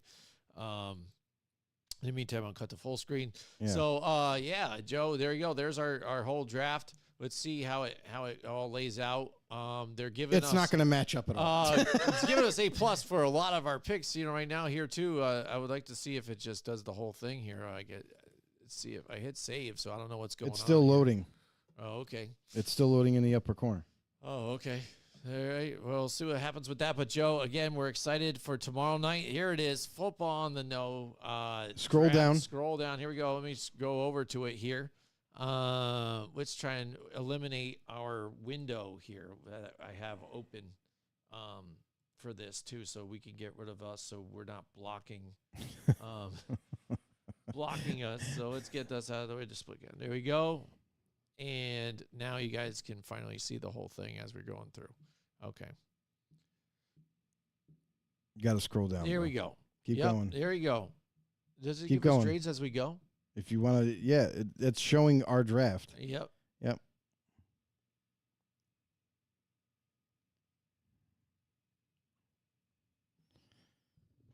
Is there a chance to do something with it? What does it show? I don't know. All I right, did it well, on my phone, so it. All right, well, there it's it different. is, too. We'll try and save this if we can and even post it to our Facebook group and things like that to share it out with you guys, too. Tell us what you think. And we'll see tomorrow night, too, what happens when it all goes down, Joe. Again, tomorrow night, it's going to be first for many. Because we've gone out to try and see the draft at a bunch of different places, restaurants, stuff like that, gathered friends together. Yes. I'm sure a lot of you guys out there are going to do the same type of thing. Let us know what you're doing too out there. But we are going to do something different we haven't done is we're actually going to do our own live show too as well. We've got some big news for you guys moving forward. It involves the show and some other stuff. But we are going to go live tomorrow night during the draft for a special event throughout the whole night. Covering the first round. Give you our analysis. We're going to have a scout on with us too as well. We're going to go through the picks, tell us what we think again, analyze how it goes. And we want to hear it and see the comments too out there from you guys. So we appreciate you guys tuning in with us tomorrow. We'll share it out to you the best we can and give you guys the up to date, so let you guys know when we're going to go live, and then also click the links and stuff like that to let you guys know to get it out there. Yeah, make sure you guys all subscribe on YouTube. Do the whole damn thing. and follow us anywhere you get your podcasts. We will be joined by Roderick David tomorrow, former NFL scout. So it'll be a big treat for us to get him on the show and go over every pick, or at least some of the picks that we're able to keep him on. He won't be able to stay with us through the whole thing. He's going to pop in a little bit like after, I believe, pick 15. But nonetheless, it's going to be an awesome show. Definitely tune in because not only is it going to be the first time that we've covered it live, but you're going to get our reactions right away. You're going to get some intel on maybe Roderick and what he thinks about certain picks. Also, we are going to also have a fantasy football expert on as well. And that's going to be Scott. I just forgot what his name was. Scott Angle. Yeah. Scott Angle is going to be on, fantasy football expert. He's going to be joining us probably in the beginning portion of the draft, probably starting after pick 2 and then kind of going into pick 10 or so, that kind of around that range. We're going to get his intake on obviously the quarterbacks, as you can see in our mock draft. In a lot of mock drafts, quarterbacks and the top end wide receivers are going to be gone within those top 10 picks. And we're going to kind of go over and give you maybe a trajectory of how well Scott Angle thinks it's going to go for this upcoming season for fantasy football purposes. So make sure you tune into that. Thanks you guys so much for tuning in. Really do appreciate it. This was a very long process, and we're glad it's over. But yeah, make sure you tune in tomorrow. We're going to go live, everybody. So make sure you get your thumbs ready to comment, on your phones. Drop in your comments tomorrow. Ask any questions that you might want us to ask. Ask any questions or put it down any opinions about what you guys think about the draft picks that have taken place. And let's have a great time tomorrow. It's going to be fun. All right, sounds good. We'll see you guys tomorrow night. Join us next week from 8 till 10 Wednesday night for more Football on the Know with Jim and Joe.